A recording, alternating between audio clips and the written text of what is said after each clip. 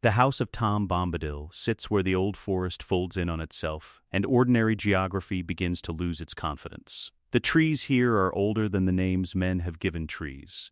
Their bark is the color of things that have been dark for a very long time, and their roots are deep enough to touch whatever lies under the stone, and no one has ever asked what that is. It is the 26th of September, Third Age 3018. The hour is late afternoon. The light that reaches the house comes sideways through a canopy so dense that it arrives already old, amber going to gray, carrying the particular stillness that settles over the old forest in autumn when the wood has finished one conversation with the sky and has not yet begun another.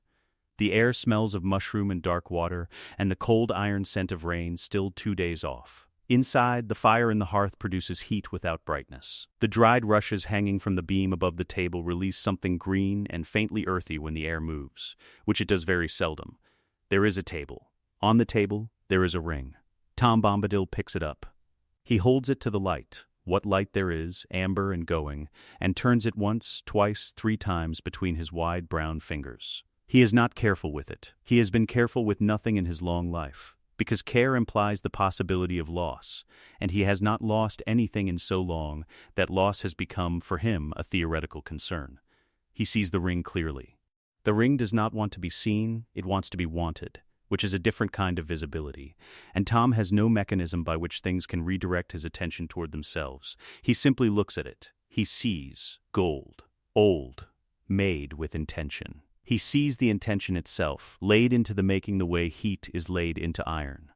The ambition of a self so vast it ceased to be a self, and became instead an appetite, coiling through the metal like a fundamental property of the material. He sees the discord woven into the making, the dissonance of a created thing built to overwrite, rather than to accompany.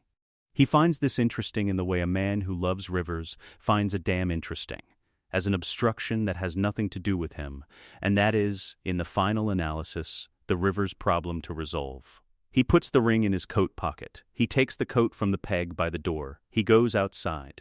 Goldberry is at the far end of the garden, her yellow hair catching the amber light and holding it the way still water holds color. She does not look up. She is attending to the water plants, something careful, her hands moving at the pace of long practice. The river's daughter at her work. The clay pots at her feet catch the last of the light on their rims. Tom watches her for a moment. Then he begins to sing. It is a song about the eastern clearing, the one 3 miles from the house, in the fold where the old forest rises before it dips again. Something is not returning to itself there fast enough. He has been meaning to address it for several days, but there was a bee this morning that required his attention, and then the guests arrived, and the guests were pleasant, though one of them spoke of the South with a concentration that Tom found difficult to maintain interest in. He walks east, singing, through the garden and into the edge of the wood. The wood opens for him. Not in the manner of ceremony, there is no parting of branches, no theatrical making way. The wood simply accommodates him, the way water accommodates a hand placed in it. Not because the hand commands anything, but because accommodation is the nature of the relationship, and has been since before the trees had rings in their wood to count. The garden settles behind him. The amber light holds for another moment, then releases into gray, and the house of Tom Bombadil becomes an evening house. The firelight through the window, the smell of bread. The rushes motionless in the still air, and inside, at the table, Frodo Baggins has not moved. He is the kind of still that is not calm. It is the stillness of a body that has stopped moving because everything inside it is occupied with catching up to something the mind has just understood. His hand rests on the table, open, palm up. It is the hand that carried the ring out of Bag End on a September morning 3 days ago. The hand that gripped the chain of it in the dark of the Shire lanes while something enormous moved on the road ahead and stopped and listened, and the ring was the only thing in his pocket that felt certain, warm and specific and absolutely present in a way that nothing else was. The hand that has known, for every hour of 3 days, the specific gravity of a thing that always wanted to be held. His hand is open. The table beneath it is worn oak, smooth with age, smelling of wood, and something floral from the rushes above. The table is exactly what a table is. Frodo does not reach for the ring. He understands, with the clarity that comes after the moment of understanding and not during it, that the ring is not on the table. He reached, a moment ago. His hand found nothing. The nothing was so complete and so unhurried that he sat back and understood for the first time what it means for something to simply be elsewhere, not taken, not hidden, not protected by any design or stratagem, but elsewhere in the most total sense, in a coat pocket, on a man walking east through a forest, thinking about a clearing. The fire settles. A log speaks once and is quiet. He has crossed a river for it. He has walked 3 days of road with the sound of riders in the dark and the particular awareness of a thing in his pocket that knew the riders were there before he did, that oriented toward them with a steadiness that had nothing to do with fear. He has felt it shift against him with something that was not quite weight and not quite will, always orienting, always seeking the next moment in which it could be the most important thing in the room. He has lived, for 3 days, inside a world organized entirely around the fact of the ring. That world is gone. Not ended. Not saved. Walked out of, by a man in a coat who had somewhere to be. Frodo's open hand does not close. There is nothing to close around. The question arrives the way questions arrive in empty rooms, without a voice, without an author, in the space between the sound of the fire and the sound of nothing else. What does a war look like, when the weapon chooses neither side? The step outside the front door of Tom Bombadil's house is a single piece of stone, gray and flat, worn at its center by the passage of feet that have been coming and going since before the old forest had its current name. It is wide enough for 2 to sit comfortably. It is cold at this hour. The cold comes up through the stone from the earth beneath it, the particular cold of deep ground that has not been warmed by sun in several days, and it moves through wool and leather without asking permission. Gandalf the Grey has been sitting on this step for 2 hours. He has his staff across his knees. He has not moved it. He is not leaning on it. It rests across his thighs the way a tool rests when its owner has set it down to think. Though the thinking has gone on long enough that the tool has begun to look like something from another context, something belonging to a version of events that has not happened yet, or will not happen, or has been quietly set aside by forces that do not consult wizards before making these determinations. Inside the house, Tom Bombadil is asleep. He went to bed with the warmth of a man with no outstanding concerns. He said goodnight with a completeness that admitted no ambiguity. He is asleep. The coat is still on the peg by the door. Gandalf came to the house this morning. He knew Tom had the ring. Frodo had told him, or rather, Frodo had told him the fact of the matter, which was that Tom had put it in his pocket and walked outside. And Frodo's telling had the quality of a man reporting something that he understands happened, but cannot yet arrange into the sequence in which things are supposed to happen. Gandalf listened. He has been listening to reports from Middle-earth for 2,000 years, and he has developed a precision about what information means versus what it does and does not change. And this information changed everything. He came on foot. He did not announce himself. There was no purpose in announcement. Tom did not keep the ring from anyone, and Tom did not keep the ring for anyone, which were 2 very different problems, and Gandalf had spent the walk from Bree to the Old Forest distinguishing between them. Tom was in the garden when he arrived. He was watching a bee.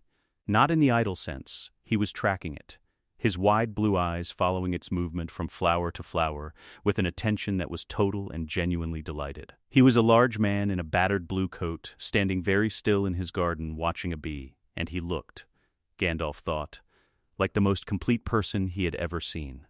Tom saw him coming. He waved. He made tea. They sat inside. Gandalf spoke of the war. He has practiced at this.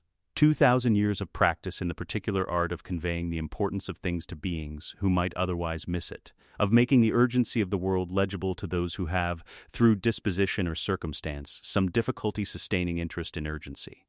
He spoke of Sauron. He spoke of the Nine. He spoke of the ring, its nature, its making, the particular catastrophe of it finding a will strong enough to use it, the long chain of consequence that ran from the fires of Ord-Ruin to this kitchen table. Tom listened. He was genuinely interested. He asked about the bees of Mordor, whether there were any, or had been any before Sauron's darkness, and Gandalf answered, briefly, and then returned to the ring. Tom nodded. He refilled the tea. Gandalf said, finally, that the ring must go to Rivendell, that the fate of every living thing in Middle-earth was contingent on the ring not remaining in a coat pocket in the Old Forest. He said it with the weight of 2,000 years behind it, the full accumulated authority of a Maya who had been sent to Middle-earth for exactly this purpose, the containment of this exact catastrophe. Tom looked at him with an expression that was kind and interested and not especially moved. He said goodnight. He went to bed. Gandalf has been on the steppe for 2 hours. The old forest moves around him. He can hear it, not dramatically, not with any sound that would announce itself as significant. The sound of the forest at night is the compound sound of 10,000 small processes, each occurring at its own pace, none of them aware of the others or of him. Root pressure against stone, the slow creak of a branch finding a new position in the dark, the movement of water in soil too deep to see. These sounds tonight have a quality he cannot name precisely. They are not louder than usual, or faster, but they are, more so, more certainly themselves, as if the forest is operating, for the first time, at full confidence. He knows what this is. He has known since he arrived and found Tom watching the bee. He knew it abstractly in the days between Frodo's report on this steppe, but abstract knowing and knowledge in the body are different things. And sitting on this cold stone with the staff across his knees and the sound of a forest returning to itself in his ears, the knowledge has become the second kind. The ring is running, not in Sauron's direction, not in any direction that the ring has ever run before. The ring does what it always does. It finds the nature of the bearer and enlarges it, and Tom's nature is this. The world, released from intervention, returns to what it was. The ring is accelerating the return. It is doing this without malice, without design, without any awareness of what it is doing. Because the bearer has no awareness of what it is doing. Because the bearer is asleep. Gandalf has spent 2,000 years constructing a plan whose final act is the destruction of the ring at Mount Doom. Every element of the plan, every nudged decision, every kept counsel, every carefully managed revelation was contingent on the ring being a problem that could be solved by the application of sufficient will in the correct direction. He had assumed the ring was that kind of problem because every other problem had been that kind of problem. You find the point of leverage. You apply force. You bring enough will to bear. The ring in Tom's pocket is not that kind of problem. It is not a problem at all. It is a solution. Tom did not take the ring as a problem to be solved. He took it as a gardener removes a weed from a pattern, because it did not belong, and its not belonging was an aesthetic error he intended to correct. He is correcting it. And Gandalf, who has for 2,000 years been the most useful mind in Middle-earth, precisely because every problem yielded to sufficient thought directed at its correct angle, has been sitting on this step for 2 hours and has not found the angle. There is no angle. That is the thing he cannot yet bring himself to think directly. There was a bee this morning. Tom was watching it while Gandalf spoke. Not dismissively, Tom was genuinely present in the conversation, his eyes moving to Gandalf at intervals with a warmth that was real. But when the bee moved, Tom's eyes moved with it. The bee was doing something at the edge of a clover patch to the left of the path. It was a very particular motion, a small, decisive pattern of attention and retrieval. Tom watched it with the same quality of focus that Gandalf has given to the strategies of Dark Lords. The bee is gone now. Gandalf does not know where bees go at night, exactly, to their hives. Presumably, to whatever waiting exists for bees in the hours between the last flower and the first light. He knows it is a small fact, the going of a bee. He knows it is not a strategically relevant fact. He cannot stop thinking about it. This is the moment, sitting on the step, that the two things arrive together, the gone bee and the irrelevant war, and become, for a moment, the same thought. The bee has gone where bees go when the light is finished. The war has gone where wars go when the premise is finished. And the premise of the War of the Ring was that the ring was the most important thing in Middle-earth. That every other thing in Middle-earth could be ordered around the ring, could be understood in terms of its relationship to the ring. The ring at the center. Everything else is consequence. The ring is in a coat pocket. The man wearing the coat is asleep. The forest is returning to itself. The war is not lost. Lost implies that it was fought, and the wrong side won. Nothing so comprehensible has occurred. The war has been superseded. It has been made irrelevant the way a map is made irrelevant when the landscape it depicts returns to something the map did not account for. The map is still accurate. The territory has simply resigned from the arrangement. He should go to Rivendell. He should convene a council. He should think very carefully about next steps. He has been a strategist for 2,000 years. He knows what next steps require. They require a situation that has steps. A situation with sequential options. A situation in which what happens next is a function of what is decided now. He does not know what comes next. For the first time in 2,000 years, he does not know what comes next. This is the moment the Third Age ended, not in fire, not in shadow, but in the quiet of a house where the host had gone to bed. Gandalf stands. The cold of the steppe stays with him, in his knees and the base of his spine. He picks up his staff, he holds it in his right hand, he walks away from the house. He does not look back. The path east, toward Rivendell, is still a path.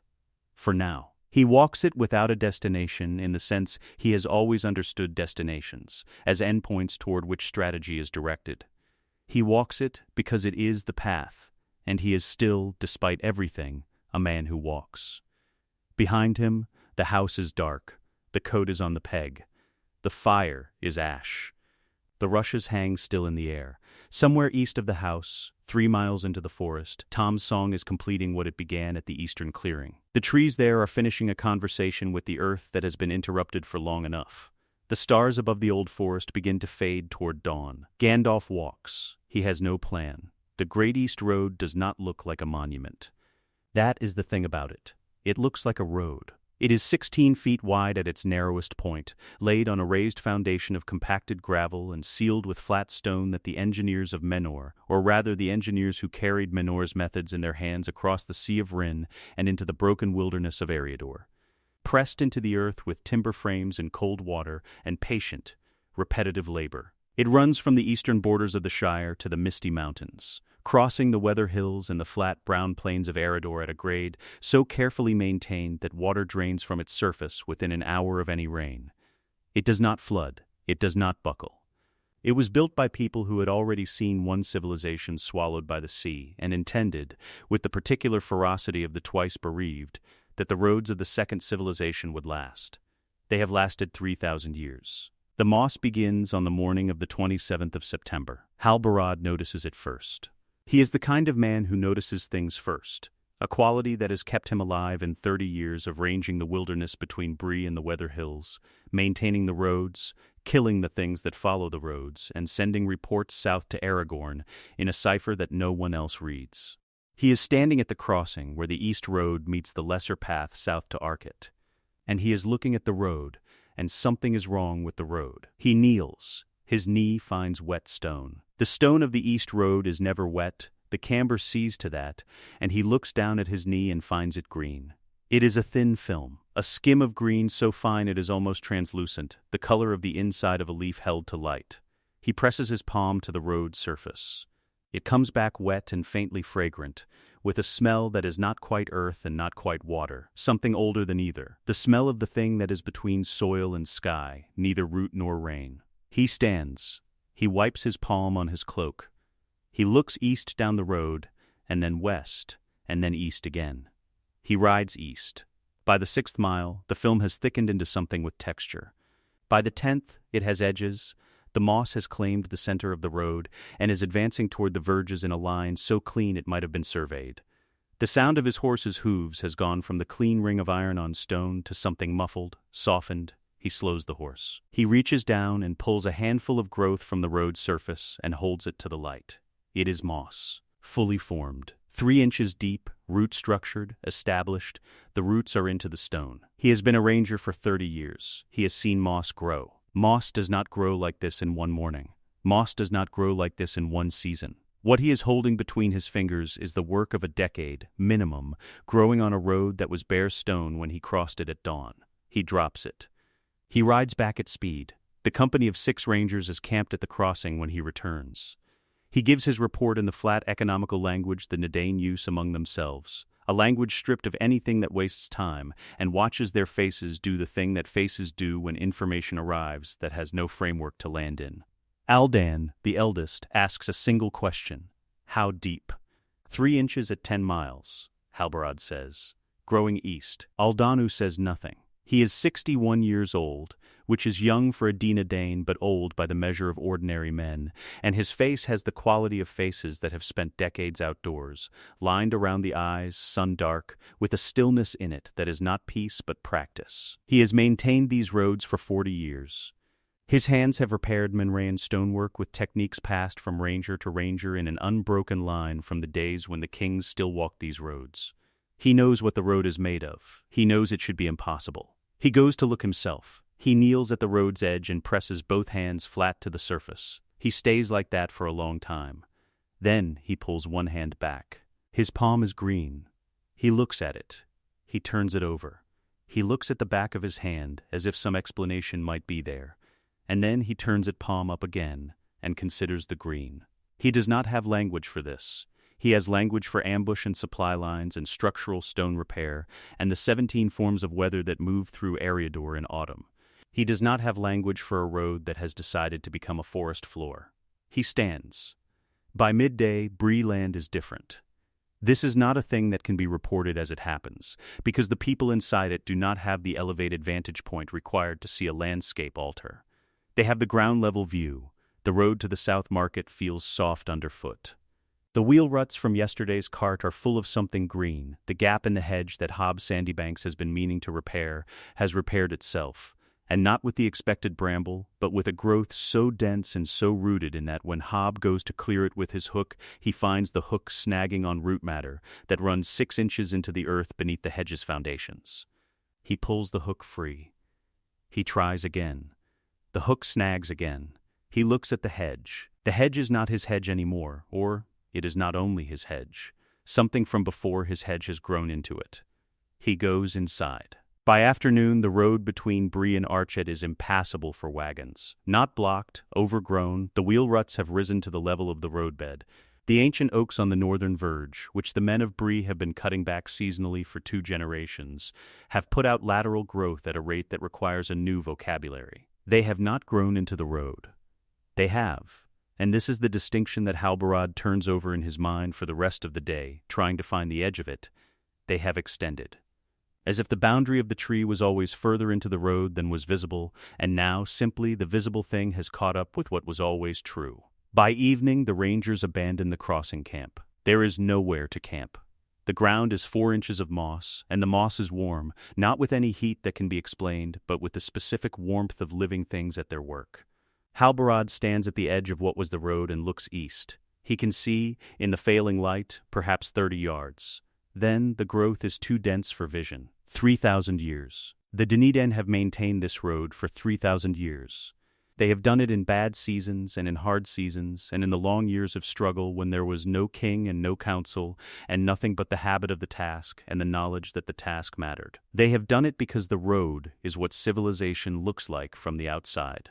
A road is the argument that men make against wilderness. You lay stone on the earth and you say, "Not here." Here we are. Halbarad presses his hand into the moss for the last time. It comes back green. He does not wipe it on his cloak. He holds it open at his side and walks away from the road. Behind him, in the time it takes to walk 20 paces, the road becomes indistinguishable from the forest floor on either side of it. The road had been there for 3,000 years. The moss had been waiting for 3,000 years. It turns out the moss was more patient. The Tower of Orthanc is 500 feet of black rock that was not built so much as revealed. The engineers of Amenor did not raise it. They found it, already standing, in the center of what would become Isengard, a pinnacle of volcanic stone so dense and so structurally absolute that their instruments could not determine where the natural formation ended and the worked surface began. They built around it. They accepted it the way you accept a fact that predates your understanding of facts. They named it and moved on. Saruman inherited the tower 2.5 centuries ago and understood it better than anyone before him. He understood that the tower's indestructibility was not its primary value. Its primary value was what it communicated, that some things are beyond undoing, and that possession of such things is itself a form of argument. He was right about this. He was right about most things. He was right until the morning the vines found the gear housing of the primary forge. The Ring of Isengard was, the most precisely engineered piece of landscape in Middle-earth's Third Age. Saruman did not build it as a fortress, in the traditional sense. Though it functions as one, he built it as a system. The Isen River, diverted from its natural course at 3 points, feeds a network of underground channels that regulate temperature in the forge chambers and drive the wheel mechanisms for the bellows. The wheel mechanisms connect to the gear housings. The gear housings connect to the forges. The forges produce the weapons. The weapons go to the Uruk-hai. The Uruk-hai go where Saruman decides. He designed the system himself, and its elegance was the specific elegance of an intellect that found organic things inefficient. Rivers, left to themselves, are wasteful.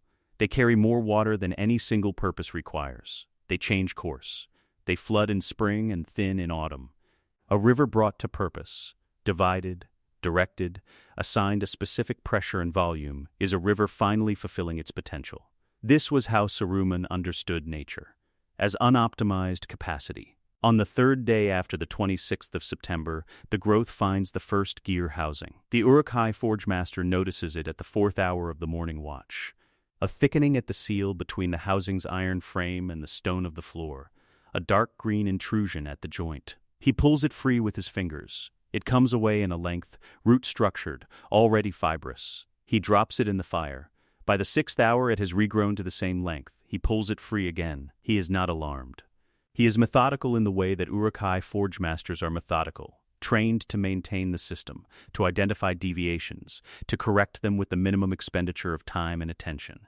He burns it again. He moves on to the rest of the morning's inspection. By midday, the growth is in the seal between the eastern gear housing and the stone of the wall. It is also at the base of the primary bellows mechanism, where the leather meets the iron fitting, and this is the deviation that finally registers as something other than a maintenance problem. It is growing upward from the floor, not inward from the wall. It is coming from below. The Uruk-hai does not report this immediately. He attempts to solve it first, because reporting a problem without a solution is a transaction Saruman does not reward. He digs at the base of the primary bellows fitting with an iron pick. 6 inches down, the stone of the Isengard floor has been threaded with root growth so fine and so complete that it is less stone with roots in it than roots with stone between them. The distinction matters. Stone with roots in it is stone that has been penetrated. Roots with stone between them is something that was always root, and is only now making itself visible. He reports it. Saruman comes down from the tower on the afternoon of the 3rd day. He walks the ring of Isengard with the attention of a man conducting an inspection he expected to find satisfactory, discovering at each successive point that his expectation was wrong. The vines at the northern wall, the mossy seal at the channel junction, the growth inside the secondary gear housing, which is already thick enough to impede the gear's full rotation. He stops at each point. He examines it. He does not touch it. He is trying to identify the mechanism. He has spent 2.5 centuries building mechanisms, and he understands that everything has one. Every effect has a cause. Every process has a point of intervention. You find the cause. You remove it. The effect ceases. This is how Saruman has solved every problem he has encountered in his occupation of Isengard, and it is how he intends to solve this. He cannot find the mechanism. The growth is not spreading from a single point. It is not advancing along a clear vector. It is emerging, everywhere, from below, from the foundations, from the stone, from the earth beneath the stone. There is no single root to cut. There is no point of origin that would, if removed, halt the process. There is only the stone of Isengard, and, increasingly, the evidence that the stone of Isengard has always been, at its foundation, earth. He orders it burned. The burning takes 3 days. The Uruk-hai clear and fire a section at a time, working outward from the forged structures toward the wall. The fire takes the surface growth cleanly. The vines, the moss, the creeping undergrowth that has pushed up between the paving stones. The paving stones survive. The stone of the wall survives. The gear housings survive. By the morning after each burn, the growth is back. Not to the level it was. To a level slightly beyond the level it was, as if the burning is communicating something to the root network below, as if the fire is a stimulus, and the stimulus produces a response, and the response is more aggressive than the behavior that preceded it. The Uruk-hai burn it again. It grows back faster than it grew back the time before. The Uruk-hai burn it a 3rd time. They run out of fire before the growth runs out of roots. This is the arithmetic that Saruman understands on the evening of the 6th day, standing at the window of the highest chamber of Orthanc, with the palantir on the table behind him, and the ring of Isengard below him going steadily, irreversibly green. He understands it the way he has always understood inconvenient arithmetic, clearly, precisely, and with no mechanism for making it mean something other than what it means. The system requires fuel. The fuel requires supply lines. The supply lines require roads. The roads are moss. The forges require the gear mechanisms. The gear mechanisms require clearance to operate. The clearance is gone. The Uruk-hai require food. The food requires the supply lines. The system is being strangled. Not cut, strangled. A cut can be identified and repaired. A strangulation finds every point of weakness simultaneously and tightens. He goes to the palantir. The stone sits in its clawed stand of iron, black, smooth, the size of a large man's head. He has used it for 200 years. He has looked through it at the movements of armies and the planning of kings and the slow, grinding progress of Sauron's forces in the east. And through that seeing he has maintained his position as the most strategically informed mind in Middle-earth. Information is power, and the palantir is information. He has always known what was happening next, because he has always been able to see what is happening now. He places his hands on either side of it. He looks in. He sees roots. Not a battlefield, not a castle, not the Eye of Sauron, which used to fill the stone with its terrible attention on the days when Sauron wished to remind Saruman of the terms of their arrangement. He sees roots, a dense, dark, downward-moving network of root growth, spreading laterally through black soil, each root dividing into smaller roots that divide into smaller roots still, a branching so fine that at the limit of resolution it becomes indistinguishable from the soil itself. It is the view from inside the earth, looking up. He searches for edges, for a boundary where the root network ends and something else begins. There are no edges. The root network fills the stone from side to side. He rotates his perception within the palantir, seeking another angle. He finds the same image from every angle. Roots, spreading, patient, without terminus. He steps back from the stone. Below him, the Ring of Isengard is alive in a way that the Ring of Isengard has not been alive since before it was called that. Since before the stone was named Orthanc, before the Menrayans founded and built their walls around it, before men came to this valley and saw a black pinnacle and decided it was worth organizing a civilization around. The valley remembers older organizations. The valley is returning to them. He had redesigned the world. He had been so certain of his redesign.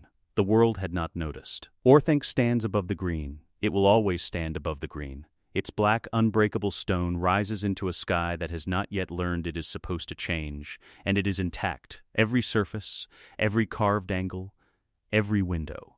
It is intact, and it is buried to the third story in the growth of what used to be Isengard, and is now, simply, a valley with a very tall rock in it. Saruman's greatest work is not defeated. It is covered. The horse will not move forward. This is the first sign. Not the moss, not the silence, not the smell of green things in air that has not smelled of green things for 2,000 years. The horse. The Witch King's horse is not an animal in any sense that would be recognized by the men of Rohan, who breed their miras in the clean air of the Riddermark. It is a thing that was broken past the point of breaking and remade into something that functions as a horse the way a shadow functions as a shape. It has the outline, the utility, the motion. It does not have what horses have underneath the motion. It has been ridden through fire. It has been ridden across the ford of Bruinen when the waters rose against them. It has carried its rider through the screaming dark of Minas Morgul without slowing. It stops now at the edge of what used to be the Great East Road and will not be induced by any instrument at the Witch King's disposal. To take one step further, the Witch King sits it for a moment. Then he dismounts. He has been hunting the ring for 77 days. This is a thing that requires understanding in its full weight. The Witch King of Angmar, the Lord of the Nine, the former king of a realm that broke the line of Arnor and scattered the Dinadan across a generation of grief. The being who drove the last kings of Arthedain into the darkness and left their towers as monuments to the futility of mortal resistance, has spent 77 days in pursuit of a halfling across the small distances of the northwest of Middle-earth. And in 77 days he has not once lost the sense of the ring. He does not track it the way a hunter tracks prey. He does not follow footprints or broken branches or the cold trail of a scent. He feels it. The One Ring is his ring. Not his, not possessed by him, but of his kind, of his nature, the thing that defines the category he occupies. He received his own ring from Sauron's hand in the Second Age and felt, in that receiving, the deep connection between the gift and the giver, and the giver's gift and the one that orders all gifts. The One Ring is to the Witch King what the sun is to a man with eyes, not sought, not tracked, simply and continuously perceived. He has felt the One Ring for 77 days, a pulse, a pressure, A specific silence that is louder than sound in the part of his perception that has no name in any language he spoke when he was still a king of men. He does not feel it now. He left his horse at the boundary. He walks forward into what was the road. The moss takes his weight without sound. He is heavy. The armor he wears is old iron, black and thick, forged in the Second Age by smiths who understood that their lord was not building toward death, and therefore built for permanence. It should sink. It does not sink. He crosses the moss with the particular quality of movement that belongs to things that are not fully present in the physical world. Not quite walking, not quite floating, occupying the road the way the idea of a road occupies a map. He walks for half a mile. The road he remembers is gone. The road that replaced it is this, moss, and the root crowns of oak trees advancing from the northern and southern verges with a patience that has no urgency in it. The advance is not urgent. It does not need to be. It has already won every argument about whether it was going to happen. It is simply executing. He stops. He reaches out with his perception, the full, practiced reach of a being whose consciousness extends beyond the boundaries of his physical form, and searches for the ring. He finds song. It is not a sound. It would be a mistake to understand it as a sound, because what the Witch King perceives is not traveling through the medium that carries sound. It is not carried at all. It is simply there, the way the temperature of a room is simply there, filling the available space without origin and without direction, present in every direction simultaneously. It is old. It is so old that the Witch King, whose existence spans 3,000 years, whose memory includes the Second Age, the forging of the Great Rings, the fall of Minoir, he is young in comparison to this sound. He is a recent thing encountering a very old thing, and the very old thing does not notice the encounter. He searches inside the song for the specific frequency of the one ring. It should be there. The ring's emanation is distinct, a pressure, a draw, the particular quality of a made thing that was made to be felt. He has never had to search for it before. He searches now. He finds only song. He searches again. He narrows his perception to its finest resolution, the practiced attention of a being whose entire purpose for 3,000 years has been to serve as the ring's seeker. He closes out the song and looks for the silence inside it, the place where the ring's presence should displace everything else. There is no silence inside the song. The song is continuous. It has no gap. The ring is there. He knows it is there. He can feel the faint structural evidence of its presence the way you can feel the evidence of a stone on the bottom of a clear river, not the stone itself, but the alteration in the water's behavior above it, the small turbulence in the flow. The ring is in the song. The ring is running. He can feel it running, amplifying, extending, doing what the ring does, and the output of its running is more song. The ring is producing nature, producing wildness, producing the return of the primary world. And this output registers to the Witch King's perception as nothing, because his perception was built to find a signal, and the signal has been converted into the medium itself. The ring is everywhere. The ring is the moss and the advancing oak and the smell of green and cold air. He cannot find it because it is not located anywhere. It is the location. He stands in the middle of what was a road, and he is blind. Tom comes around the bend humming.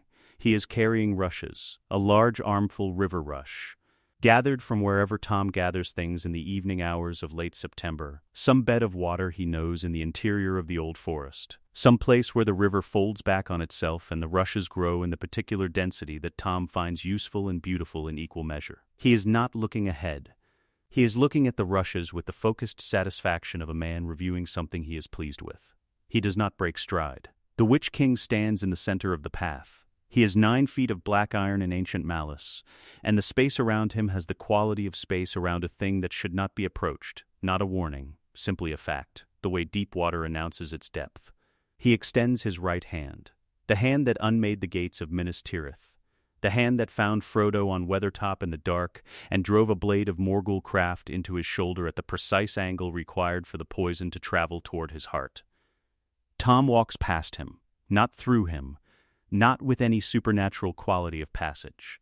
He walks past him the way you walk past a stone in the road, not because the stone is not there, but because the stone is not relevant to the business of walking. Tom is thinking about the rushes. He passes the Witch King at a distance of perhaps 2 feet. He does not look at him.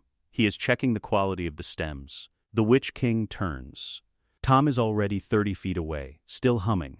the rushes under his arm, receding toward the east at the unhurried pace of a man who knows exactly where he is going. It starts at the joints. The armor is old iron, and old iron is porous, and porous things remember what they came from, and what old iron came from, at the deepest level of its material memory, is ore, and ore is rock. And rock is earth, and earth, in the presence of Tom Bombadil carrying the One Ring, is in the process of being reminded of what it always was.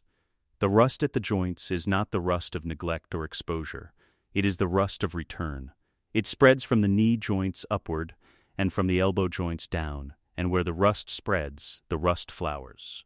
Small flowers, orange and yellow, the color of minerals in the moment of their dissolution back into the earth. They come out at the joint lines and across the breastplate, and at the shoulder pauldrons, a slow bloom of color across the black iron. And they are terrible, not because they are ugly, but because they are exactly as beautiful as flowers always are. And the context makes the beauty into something that should not be beautiful, and is. The Witch King does not move. He is standing in the road with flowers coming out of his armor, and he is doing the thing that beings of pure will do when confronted with something that their will has no purchase on. He is reaching. His perception, the full instrument of a Ringwraith's consciousness, is reaching into the absence where the ring should be, probing the edge of the song for a gap, for a frequency, for anything that his nature can recognize and respond to. He finds a song about a lily. The lily song is not about him. The lily song is not aware of him. The lily song is Tom, already home now, 30 feet having become 300 feet, having become the eastern edge of the wood and the path to the house, and Tom is home, and Tom is putting the rushes in water, and Tom is singing about a lily. And the lily song fills the Witch King's perception the way the song fills the road, everywhere, directionless, old beyond argument. The scream, when it comes, is the sound of a thing that has been perfectly still for 2,000 years and has been told, by the fundamental operating principles of the world, that it must move. That stillness is over. That the fixed point of a Nazgul's existence, the ring, the master, the long cold purpose of service, has become a lily song in the mouth of a man who has gone to bed. The scream does not last. He flickers. Once, the way a candle flickers in a draught, the shape of the flame still present, and then the shape of the flame revised, and then the flame not present. He is there, in the black armor with the flowers on it, and then he is not there. The armor stands for a moment longer than the presence inside it, an old habit of iron, holding a shape that is already left, and then the armor folds, gently into the moss, and the flowers continue to bloom on it, and the iron continues to return to the earth, and the sound of it is very small. Tom has put the rushes in water. He is pleased with them. He looks at them in the jar on the sill. He begins to hum about something else. Outside, on the path that was a road, the iron that was a Witch King continues, at the pace of all returning things, to become the earth it always was. The flowers are the last thing to go. They stay long after the iron is gone, a scatter of orange and yellow on the moss, the color of minerals in autumn, bright against the dark of the forest floor. Then the moss comes up around them, and they are simply color, and then simply moss, and then simply the path, which was always simply the path, which does not know what walked on it and does not require that information to be what it is. The first mallorn at the border of Rian begins to change on the morning of the fourth day. It is the easternmost tree on the northern line, the one that has stood at that precise coordinate since the Second Age, since Galadriel pressed the seeds from the undying lands into the soil of this particular bend in the celebrant with her own hands, and sang over them in a language that the soil did not speak and did not need to speak, because the seeds knew it already, carried from a place where all things knew it. The tree that grew from that seed has silver bark and leaves that go from green to gold over a season cycle that does not correspond to the seasons outside Lorraine's borders. It has not changed in 3,000 years. This is not metaphor. The tree has not changed. Nenya saw to that. What happens to it on the morning of the fourth day is not damage. It is not disease. The bark does not discolor. The leaves do not fall. The change is internal, structural, and it arrives the way a very old argument arrives at its conclusion. Not suddenly, but completely, with the quality of something that was always going to resolve this way, and has simply now done so. The root system begins to integrate. Haldir feels it before he sees it. He has been a march warden of Lorraine for 600 years. And 600 years of walking the same border in all weathers and all seasons produces a quality of environmental awareness that goes past the sensory and into something for which there is no precise Sindarin word. A knowledge of place so thorough it approaches identity. He knows this wood. He knows it the way he knows the sound of his own breathing. He knows when something is different. Something is different. He stands at the northern border, at the gap between the 4th and 5th Malern on the eastern line, and he looks outward at the forest beyond Lorien's edge. The forest beyond the edge is always present, always close, always the darkness that the border is defined against. It is not Mirkwood's darkness, it is simply the ordinary dark of a Middle-earth forest not maintained by a ring of power, subject to season and decay and the unmanaged competition of species for light and water. It is dense, and it is old, and it presses up against the border of Lorien the way all things press against a maintained edge, persistently, without grievance. Simply because the maintained edge is where it stops, and nature does not stop voluntarily. It is not stopping at the edge, this morning. He does not see the advance immediately. He hears it first, a sound in the root level of the ground, transmitted through the soil, with the dull, low vibration of a very large structural event occurring at depth. Then he sees the first undergrowth break through between the 4th and 5th Malern, emerging at the base of the 5th tree's root crown, a dense and purposive tangle of elder bramble and something lower and darker that he does not have a name for. He watches it emerge. He watches it spread across the root crown. He watches it find the first of the Malern's surface roots and move along the root toward the base of the trunk. He does not reach for his bow. There is nothing to aim at. He sends a runner to the lady. Galadriel comes at midday. She comes alone, which is the first thing that communicates the nature of what is happening, in any situation that admits of a solution. She comes with the apparatus of solution, advisors, wardens, the measured response. She comes alone because she felt Nenya strain for the first time in 3,000 years, and when a ring of power strains, the appropriate response is personal and immediate, and not something that benefits from the presence of onlookers. She stands at the border. She has not stood at this border and looked outward, truly looked outward, with the full attention of what she is, in centuries. The border has been maintained so completely for so long that it has ceased to require attention. Nenya runs. The border holds. The task is complete, and has been complete since the Second Age. She has given her attention to the interior of Lorien, to the ordering and maintenance of its beauty, to the slow, complex work of sustaining an entire civilization inside a boundary that exists, because her ring says it does. She looks outward now, and she sees what is coming, and she understands it in the first second. The forest beyond the border is not attacking. It is not organized in any sense that the word means when applied to armies. It is not coming for Lorraine specifically. It is coming because this is what forests do when the principle of return is operating at full amplification and there are no boundaries strong enough to hold against it. Lorraine's border is maintained by Nenya. Nenya is a ring of power. The One Ring is in the pocket of the most primordially powerful being in the history of the world, and the One's amplification of his nature is producing an effect on every ring in Middle-earth. And the effect on Nenya is specific and strange, and something she did not anticipate because it is something that has never happened before. Nenya is fighting the wrong enemy. She takes the ring from her finger and holds it in her palm. It is a small thing, white metal, cold, set with a stone the color of water at depth. She has worn it since Celebrimbor placed it in her keeping in the years before Sauron's war on Eregion, and she has never been without it for more than the span of a few heartbeats. Because Nenya is not merely a source of power, but a relationship. Between herself and the wood, between the wood and time, between time and the deliberate choice to hold one corner of the world still while everything else moves. She has spent 3,000 years in that relationship. She turns it once in her palm. Nenya's purpose is preservation. Against decay. Against the shadow.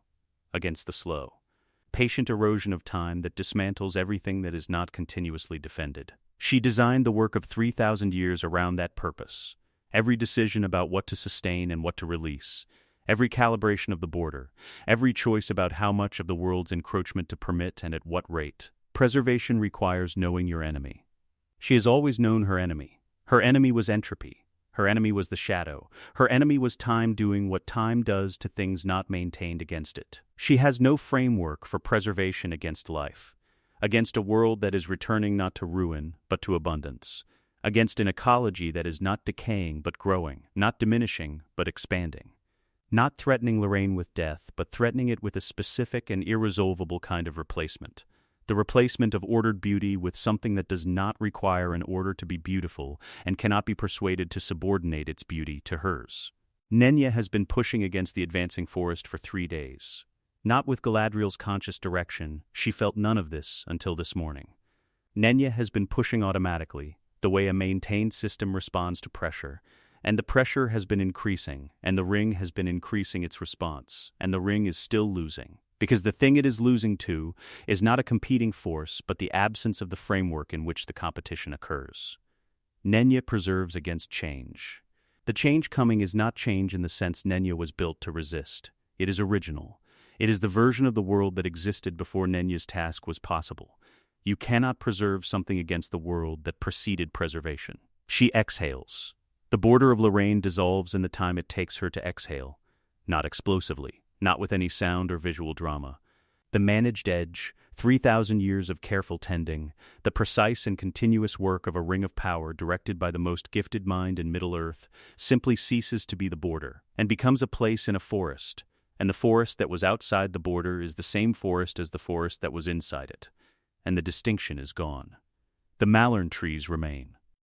They are too old, too deeply rooted, too much a part of the soil they grew in, to be displaced by a season's growth. But the undergrowth between them, the managed ground cover, the ornamental plantings, the careful curation of what grew at what level, begins to be integrated. The integration is not hostile. It is simply indifferent to the curation. The world beyond Lorraine does not know that this clearing was different from other clearings. It does not know that the trees were brought from across the sea, that the ground cover was arranged, that the light quality inside the border was a deliberate aesthetic choice sustained by ring power for 30 centuries. It grows into Lorraine the way it grows into everything, because this is what it does, and there is no longer anything in place to tell it to stop. Galadriel turns from the border and looks at her forest. The Malerns are still silver. The canopy is still gold where the leaf cover holds. The river moves through the roots with the specific music of a river that has been moving through the same roots for a very long time.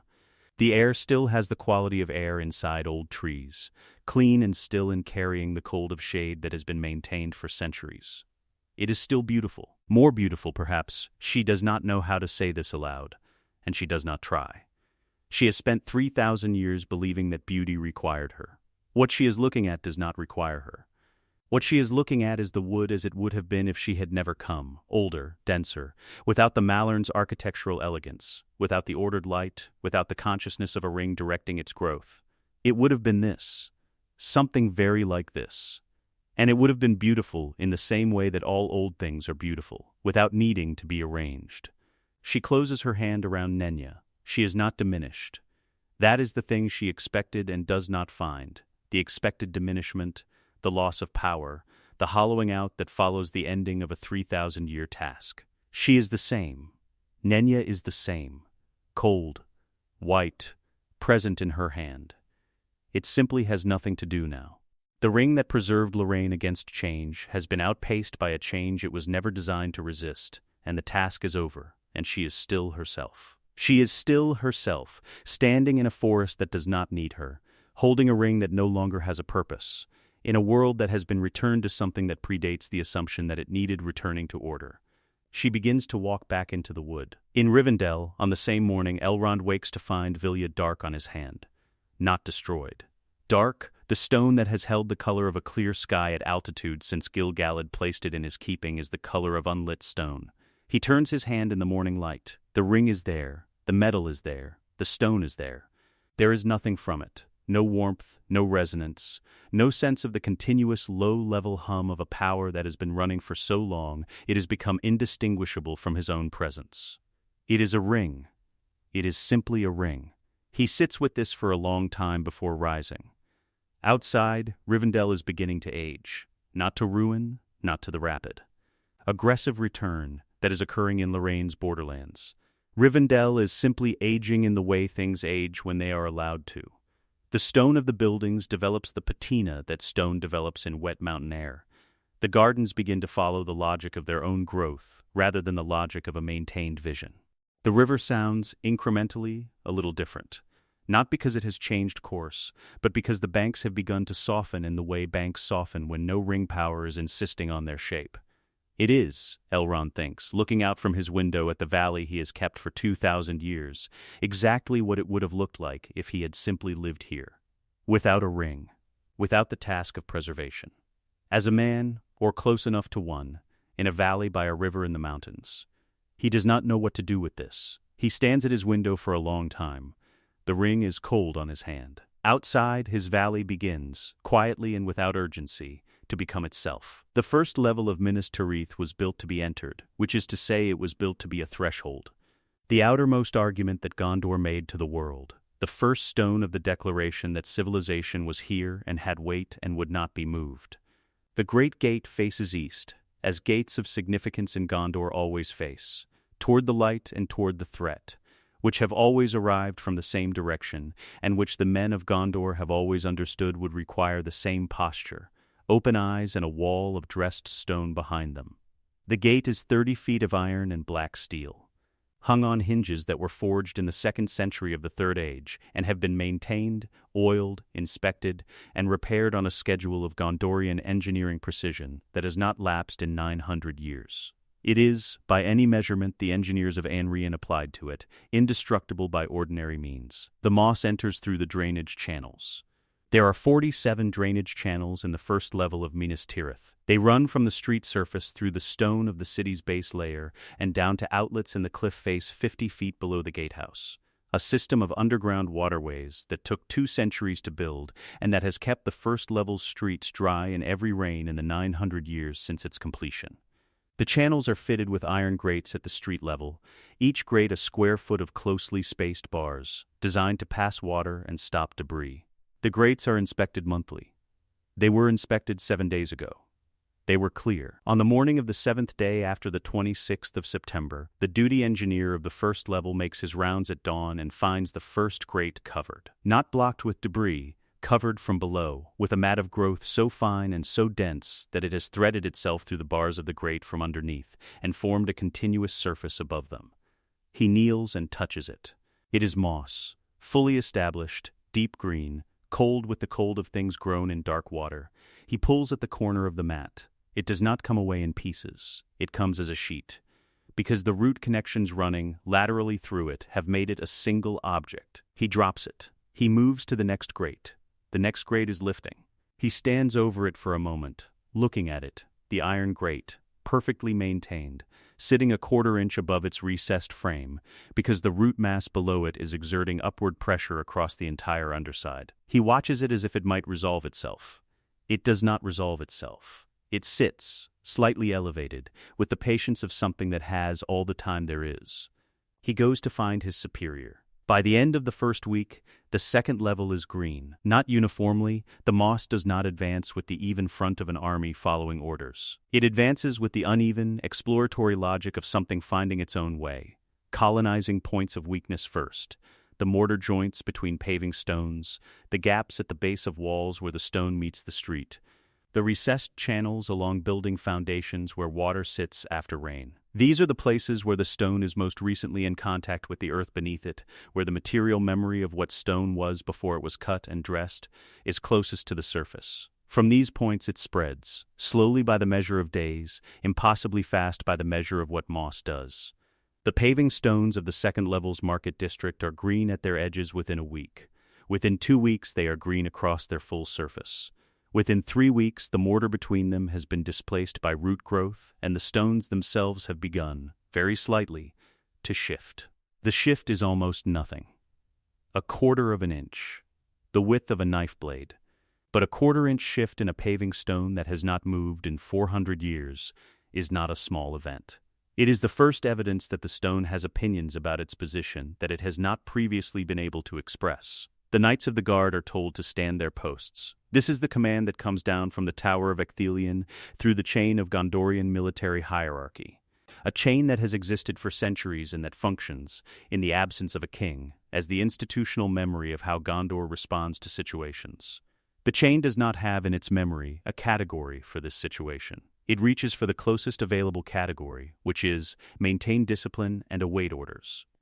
The orders it awaits are orders that the men at the top of the chain are currently unable to formulate, because formulating orders requires a model of the situation, and the model keeps failing to account for the rate of change. So the knights stand their posts. On the third morning, the first knight of the third level reaches for his sword. He is a veteran of 12 years' service. He has drilled with this sword every morning of those 12 years, and has drawn it in action on 6 occasions: border skirmishes, orc incursions from the Efeldath, the policing of the roads south of the Pelennor. He knows the weight of it, the specific friction of this blade in this scabbard, the give of the grip leather under his palm. He reaches for it now at the change of watch, because the change of watch requires the formal presentation of arms, and the formal presentation of arms is what he does. His hand closes on the hilt. The hilt does not move. He tightens his grip and pulls with the controlled force of a trained soldier. The sword does not come. He looks down. The scabbard is wood, ash, wrapped in leather, and the ash has, overnight, put out a growth at the throat of the scabbard, at the point where the wood is oldest and thinnest, and most recently in contact with the damp stone of the wall behind him. The growth has gone into the crossguard, not around it, into it. The grain of the living ash has found the grain of the iron and done what living wood does when it encounters a fixed iron object over sufficient time. It has grown around it. It has incorporated it. The sword has been sheathed since yesterday evening. 12 hours. The ash has been growing since the earth decided to remember what ash was, which was some time in the last week. And 12 hours was enough.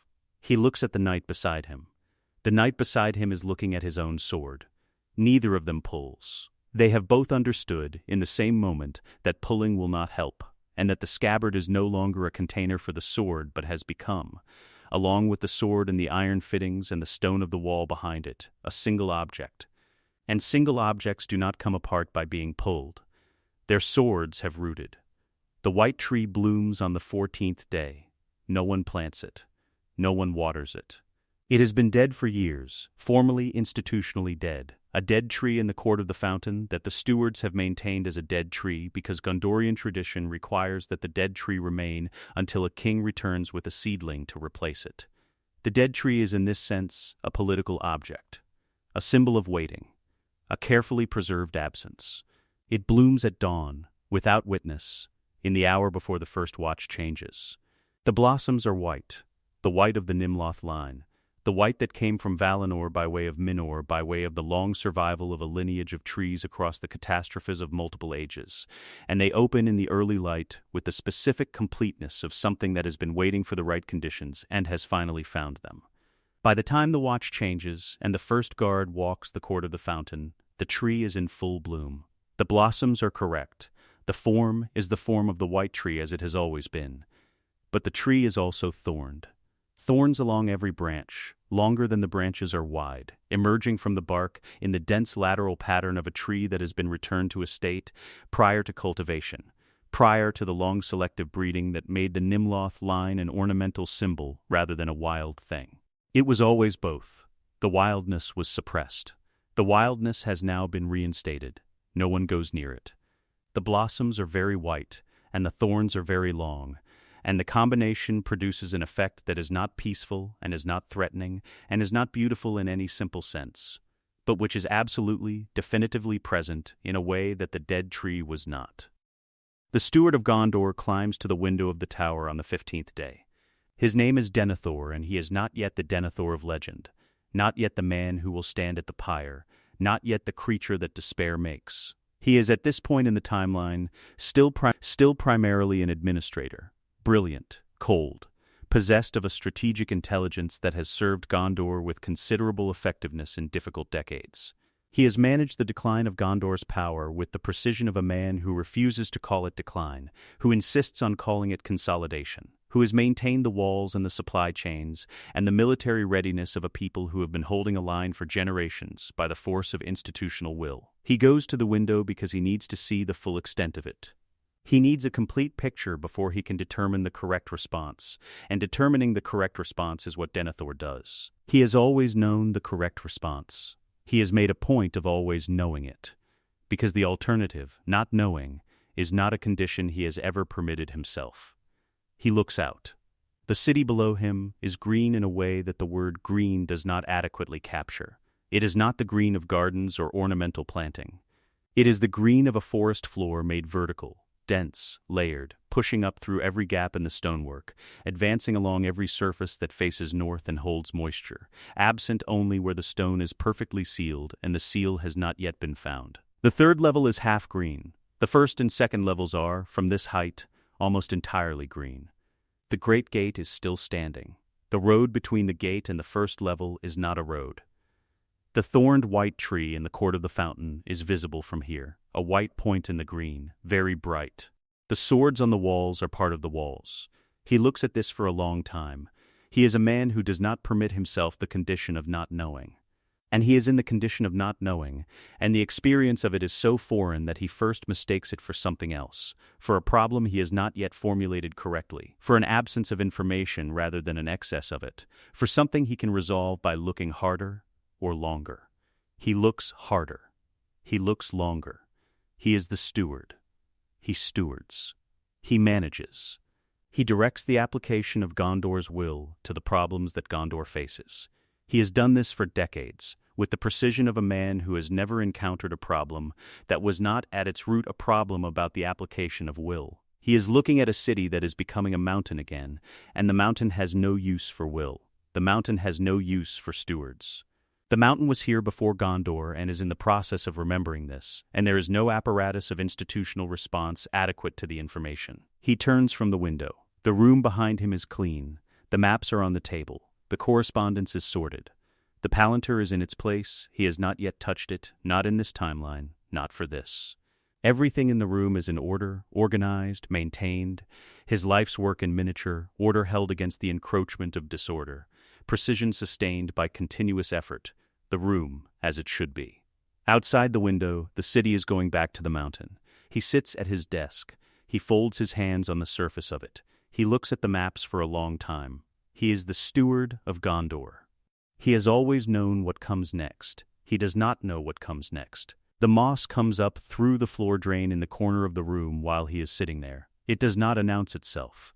It finds the gap at the base of the drain fitting, a gap of perhaps a 1/16 of an inch, the tolerance of a fitting installed 4 centuries ago, and comes through it at the pace of things that have no reason to hurry. He sees it in his peripheral vision. He does not look at it directly. He looks at his maps. The soil of the plateau of Gorgoroth is black. Not the black of shadow or of absence, not the metaphorical black that men use when they mean corrupt or wrong or belonging to the enemy. It is black in the way that volcanic soil is black, dense with mineral content, rich with the compressed output of 10,000 years of geological event, carrying in its chemistry the record of every eruption and every cooling and every slow transformation of basalt into something finer and darker and more saturated with the materials that living things require. It is, by any measure that does not account for Sauron's deliberate intervention, extraordinarily fertile soil. Sauron knew this. He chose Mordor in part because of it. Because a domain that looks barren and is actually rich is a domain with hidden capacity, and hidden capacity is, to a strategist of Sauron's precision, more valuable than obvious abundance. He maintained the barrenness with intention. The scorching of the land was not incidental to his occupation of it. It was a policy. A continuous, deliberate, resource-intensive policy of suppression. Burn what grows, poison what burns, salt what poisons, and maintain the cloud cover that prevents the light from doing what light does to black volcanic soil given sufficient moisture and time. The cloud cover is the first thing to go. Tom does not arrive in Mordor. He is not traveling toward Mordor. He has not, in any moment of the week since the 26th of September, made a decision about his direction.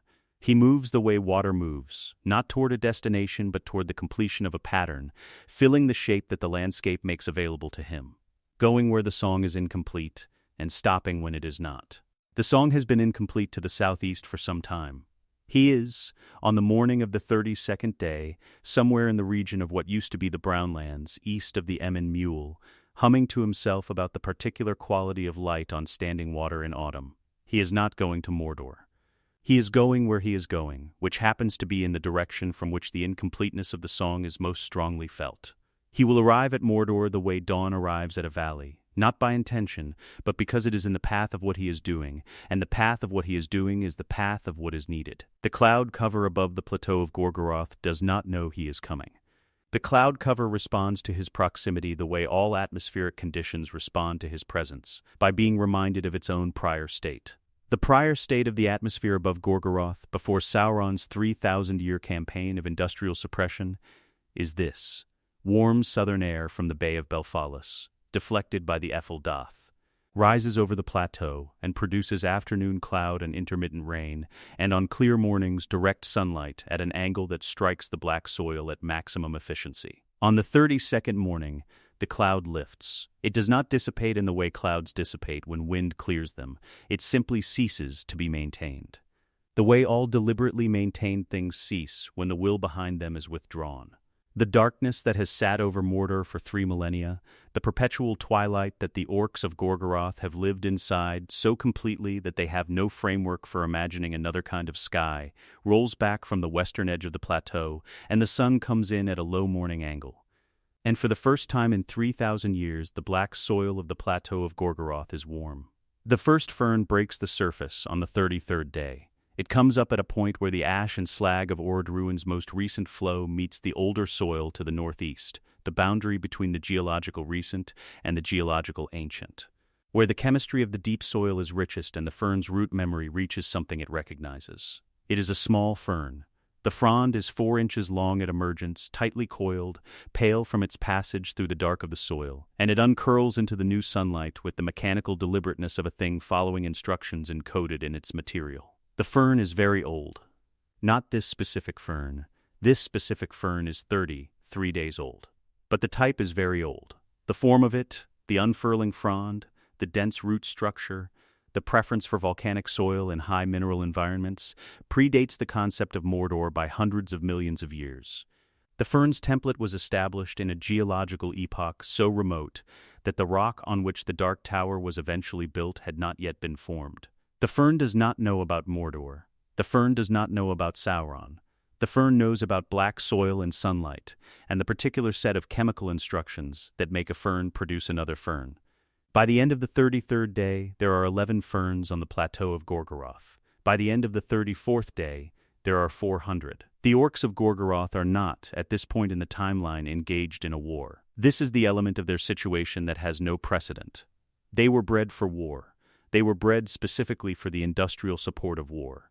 The production of weapons, the movement of supplies, the maintenance of infrastructure, the occupation and defense of territory. They understand war. They understand the dark, the cold forges, the company of other orcs and the specific hierarchical brutality that passes, among orcs, for social organization. They understand the eye, the constant radiating presence of Sauron's attention, which functions for the orcs of Gorgoroth as a combination of compass and threat, orienting them within the world by telling them, at all times, which direction contains the thing they most fear. The eye went dark on the 9th day.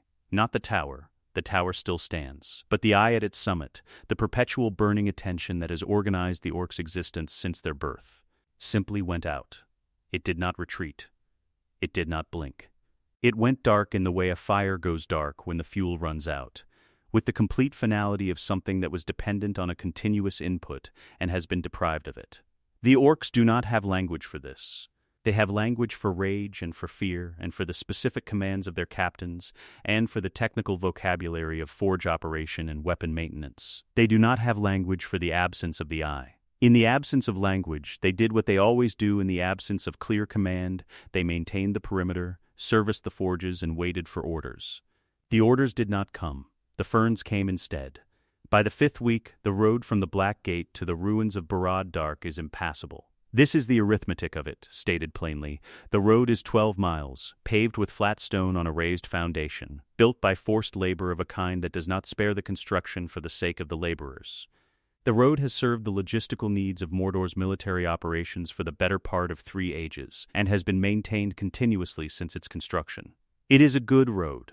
It is simply no longer a road. The orcs clear a section and move forward. By the following day, the section they cleared has regrown. They burn it. By the following morning, it has regrown past the point it was at before the burning, denser, lower, with a root structure that goes deeper into the stone with each cycle of burning and regrowth, as if the fire communicates something to the ecology below about the necessity of anchoring more firmly. The orcs burn it again. It grows back faster. They burn it a 3rd time. The pattern reveals itself on the fourth cycle. They are losing, not gradually. The loss accelerates with each burn. The growth is not being deterred. The growth is being educated. The orc captain who commands the road-clearing operation has been a captain for 60 years. He has managed orc companies through everything that orc companies are put through, the industrial operations of Gorgoroth. The long supply runs to the Black Gate, the periodic culling of weaker orcs that the hierarchy requires. He has survived by being practical. He is practical now, standing at the edge of the impassable road on the morning after the fourth burn, watching the new growth emerge from the scorched earth with the clean, organized energy of a system that has found its rhythm. He is practical. He abandons the road. The thinning of the orc population is not a battle. There is no engagement, no front line, no moment of decisive contact. It is an ecological event, the slow, comprehensive exclusion of a species from a habitat that has reorganized itself around rules the species was never built to operate within. The orcs were built for Mordor as Mordor was. Dark, industrial, a managed system of resource extraction and weapon production, with the eye providing direction, and the captains providing enforcement, and the forges providing purpose. They occupied a niche. The niche is gone. The ecology that is replacing it has no niche for orcs, not out of hostility. The ecology has no opinion about orcs, but out of simple structural incompatibility. A species bred for dark forges does not have the tools for a dense, sun-drenched, rapidly growing tropical forest. It cannot hunt in it. It cannot navigate it. It cannot clear it. It cannot live on what it produces. Because what it produces is not what orcs eat, and finding what orcs eat requires knowledge of foraging that was never installed in anything built for a forge. They retreat to the tunnels. The tunnels for a while remain accessible. Then the root growth finds the tunnel mouths. The tunnel mouths are stone, old stone, the same volcanic rock as the rest of the plateau, and the roots do not break through them. The roots go around them. The roots go into the soil above them and beside them and below them. And the tunnels remain intact while the world above them becomes something the orcs inside them cannot survive in. They are not killed. They are simply excluded. The distinction matters for understanding what is happening. There is no predator. There is no weapon. There is only an ecology that evolved over hundreds of millions of years without orcs. And a soil that has been waiting for 3,000 years to do what volcanic soil does when the suppression is lifted. And a sun that has been blocked since before the Third Age began and is now finding the black earth at the correct angle for the first time in living memory. The darkness wasn't destroyed. It was gardened. By the 8th week, the plateau of Gorgoroth is the densest forest in Middle-earth. This is a function of the soil. It was always going to be a function of the soil. The volcanic mineral content, the phosphorus, the potassium, the iron compounds in their reduced forms, produces, given warmth and moisture and sufficient light, growth at a rate that would have been called impossible in any other region of Middle-earth, and is simply here the natural expression of what this soil was always capable of. The trees that established themselves in the first season are not the slow-growing trees of Fangorn or the ancient oaks of the Old Forest. They are pioneer species, fast-growing, aggressive, light-hungry, reaching the canopy in months rather than decades. The ruins of Barad-dûr are covered by the 4th month. Not the tower itself. Tom dissolved the tower and it lay in its dust, and the dust is part of the soil now. The ring power that was its foundation diffused back into the earth. The concentrated will of Sauron's 3,000-year labor returned to the mineral content of the Gorgoroth Plateau, where it feeds the root systems of things that have no interest in towers. The ruin's footprint, the vast circular scar of the foundation, is covered by a forest growth so dense that from above it is indistinguishable from any other section of the plateau. Where the dark tower stood, a stand of pioneer trees, already 40 feet tall, turns its canopy toward the sun. The sun does not know what was there before. The soil does not know. The trees do not know. The trees grow toward the light, as trees do, without ceremony and without memory and without any requirement for witness. They grow, because this is what trees do in rich soil in direct sunlight, and the soil is rich, and the sun is direct, and the rest of it, the tower, the eye, the 3 ages of darkness. The ring of iron and will and deliberate suppression that kept this growth from happening for 3,000 years is the past, and the past is what the roots grow through on their way to becoming the present. The most feared land in Middle-earth is not redeemed. It is not healed. It is not purified or restored or returned to some prior state of grace. It is simply and completely, and aggressively, and without any interest in how anyone feels about it, alive. Sauron is not, in the way that men use the word afraid. Fear is a response to the possibility of loss, and loss requires a self that can be diminished, a boundary between what you are and what you have, between your existence and the things your existence depends on. Sauron has spent 3 ages in the systematic elimination of that boundary. He is not a self in the ordinary sense. He is a will.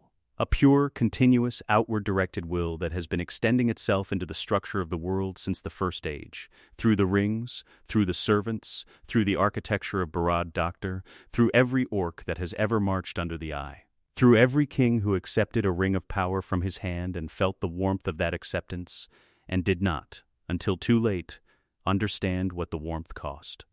He is not afraid. He is, on the 44th day after the 26th of September, doing something that is functionally indistinguishable from afraid, if you define afraid as the continuous and increasingly forceful application of one's primary instrument to a problem that the instrument is not resolving. He has been searching for the ring for 44 days. The eye is not a physical thing in the way that the tower beneath it is a physical thing. The eye is the mode of Sauron's existence in the world, the form his will takes when it extends outward from the seat of his power into the geography of Middle-earth. It does not have a location in the sense that the ring has a location, or a bearer has a location. It has a direction. It is always directed at something, perceiving through the medium of the ring's own emanation the position and nature of every ring-bearing thing in Middle-earth, reading the pulse of the one's presence in the world the way a spider reads the disturbance of a thread. He has been reading that thread since the ring was taken from Isildur's hand at the Gladden Fields. Not continuously, there were years of dormancy, years when the ring was quiet at the bottom of the Anduin, and even his perception could not find a signal. But whenever the ring moved, whenever it was worn, whenever a will reached for it, or a bearer extended it, he felt it. He felt it in the Shire, faint and confused by the simplicity of a hobbit's nature. He felt it at the prancing pony. He felt it on Weathertop, a flare, brief and terrible, when it was slipped on a finger in the dark, and his presence was briefly, electrifyingly close. He felt it at the ford of Bruinen, a rushing, directional surge as the bearer fled east, the ring's panic transmitting itself through the water and the stone. Then it went quiet, not the quiet of dormancy, not the quiet of concealment, the quiet of a signal that has not stopped but has been converted into something his perception cannot process. He has been reaching into that quiet for 44 days with the full, undivided attention of a being who has no other purpose, and the quiet has not resolved into signal. It has deepened. It has become, over 44 days, less like the absence of a sound and more like the presence of a sound too large for his perception to find the edges of. He reaches again. This is not a decision. It is not a strategic choice or a calculated deployment of resources. It is the automatic, continuous, compulsive reach of a will that was built to extend and has encountered a surface it cannot penetrate and cannot stop trying to penetrate. He extends his perception eastward, westward, north to the wastes, and south to the sea, and in every direction he finds the same thing: song. The song is not directed at him. The song is not aware of him. This is the element of it that he has the most difficulty processing, not because it is strange, but because it is wrong in a way that has no category in his understanding of how the world works. Everything in Middle-earth that has sufficient power to register to his perception has, at some level, an orientation toward him. His servants fear him, and therefore face him. His enemies resist him, and therefore face him. Even the neutral things, the Valar in their western halls, the Ents in their slow deliberations, the Eagles in their high passes, have, in their neutrality, a position relative to him. They are not Sauron. They are defined, in part, by their relationship to his existence. The song has no relationship to his existence. He reaches into it and finds that it does not push back. It does not yield. It does not acknowledge the pressure of his will with any of the responses that things acknowledge: pressure, resistance, deformation, rupture. It simply continues. He is inside the song the way a stone is inside a river. The river does not notice the stone. The river goes around the stone, over the stone, under the stone, with the same uninterrupted energy it brings to everything else, and the stone cannot negotiate with this, because the river is not negotiating. The river is simply being a river. He searches inside the song for the specific signature of his creation. The ring was made from his own substance. This is the fact that makes the ring findable, in principle, by any perception strong enough to reach it.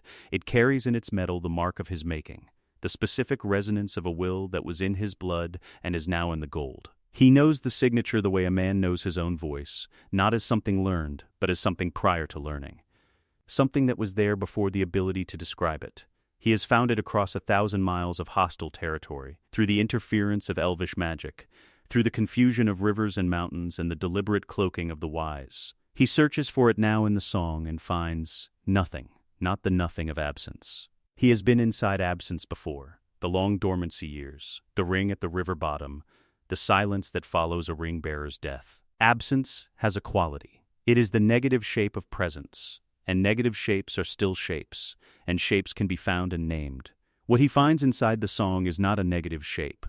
It is not the outline of the ring's silence. It is something that his perception, refined over 3 ages to extraordinary precision, cannot categorize at all, and the failure of categorization is itself the information. The ring is there. He can feel the structural evidence of its presence the way you can feel the evidence of a deep heat source, not the source itself, but the change in the medium around it. The song is warmer where the ring is, older, more itself. The ring is running, and it is running at full amplification, and the output of its running is not power that he can perceive as power, because power requires a will, and the bearer has no will that the ring can amplify into dominance. The ring is amplifying nature. The ring is producing the world. The output is everywhere, and it is everything, and it is the medium through which he is trying to perceive, and he cannot find a signal inside a signal that has become the air itself. He reaches deeper. He does this with everything he has, the full concentration of a will that has been building toward this moment for 3 ages, the total deployment of a consciousness that was, before its diminishment and long centuries of reconstruction, among the most powerful of the Ainur who entered the world. He is not what he was in the Second Age. The losing of the ring cost him more than the ring's power.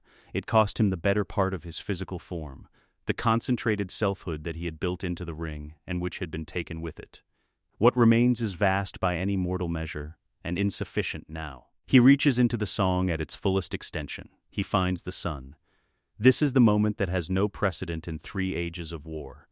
The sun is there, has always been there, the light of Anar, the vessel of the last fruit of Laurelin, risen each morning since the first age at the command of Manwë, and set each evening with the same reliable constancy. Sauron has lived under the sun for 30,000 years. He has never had to notice it. It has been, for the entirety of his existence in the world, background, context, condition, the medium in which events occur. It does not have a relationship to him. It does not have a relationship to anything, in the sense that a sword has a relationship to a hand. It is simply the sun. It is Tom's sun. This is not a claim of possession. Tom does not own the sun the way a king owns a territory. It is a claim of precedence. The sun was there when Tom was there, in the beginning of things, before the Ainur descended and ordered the world according to the vision of the music. Tom's existence predates the relationship between Manwë and Anar. Tom's existence predates the naming of the sun. The sun has been rising into a world that contained Tom Bombadil since before it was called a sun. And there is a relationship in that precedence, not ownership, but something deeper than ownership. The relationship between a feature of the landscape and the landscape itself. The sun belongs to the world the way a river belongs to the valley it carved. Tom is older than the valley. Sauron reaches for the ring through the medium of the sun and finds that the medium is older than his ability to move through it. He has been extending his will through the world for 3 ages, and the world has always been, at some level, a surface he could extend across, a territory, a medium, a domain of operation. The song has made the world into something prior to territory, prior to medium, prior to domain. He is reaching through a world that predates his category of world, and his reach finds nothing to push against, because there is nothing that recognizes a push. The eye closes. Not in defeat, though the word is not wrong. Not in surrender, though that word is not wrong either. The eye closes because seeing requires an object, requires a world that is organized into things to be seen, a field in which a perceiving consciousness can identify discrete objects at discrete locations and assign them to the categories that make perception useful. The song has dissolved that field. The world is no longer organized into things to be seen. The world is one thing, one vast, continuous, undivided thing. And one thing cannot be perceived by an instrument designed for the perception of many things. The eye was made to find the ring among all the other things that are not the ring.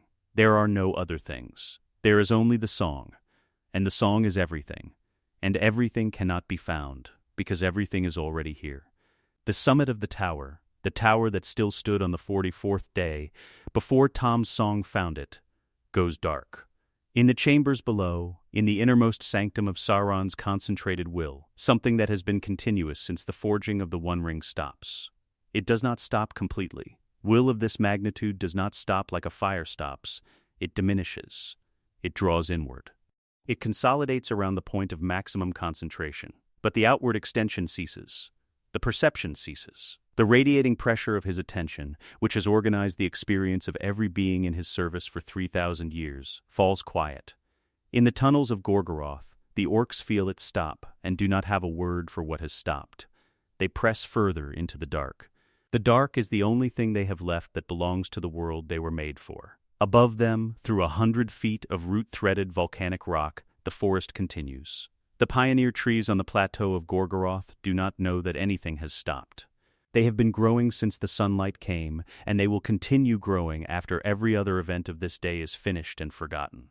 They turn toward the light with the mechanical fidelity of things that have been turning toward the light since before there was a word for light, before there was a species to name it, before there was anyone to stand in it and feel its warmth on their face and understand the warmth as a gift rather than a condition. Sauron built a world of will. He built it with intelligence and patience and 3 ages of accumulated power, and it was a remarkable construction, functional, durable, organized according to a single clear principle, and completely dependent on that principle to remain coherent. Remove the principle. The construction becomes soil. The soil becomes a fern. The fern knows nothing about Sauron. The fern knows about light and water, and the specific chemical composition of volcanic earth at depth. The fern knows about the uncurling of a frond in morning warmth.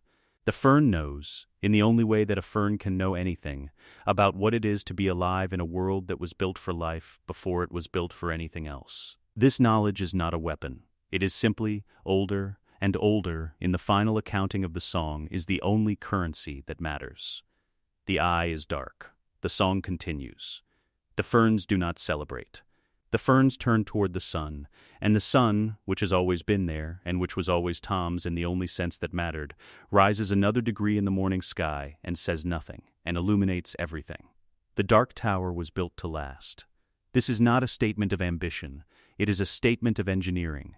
Sauron was, before he was anything else, a craftsman, a student of Ol, the smith of the Valar, trained in the earliest ages of the world in the specific discipline of making things that persist. He understood materials with the intimacy of one who has worked them for 30,000 years, the behavior of stone under load, the fatigue properties of iron over centuries, the relationship between foundation depth and structural longevity in seismic terrain. He brought this knowledge to Barad-dûr and applied it with a precision that no mortal engineer has approached before or since.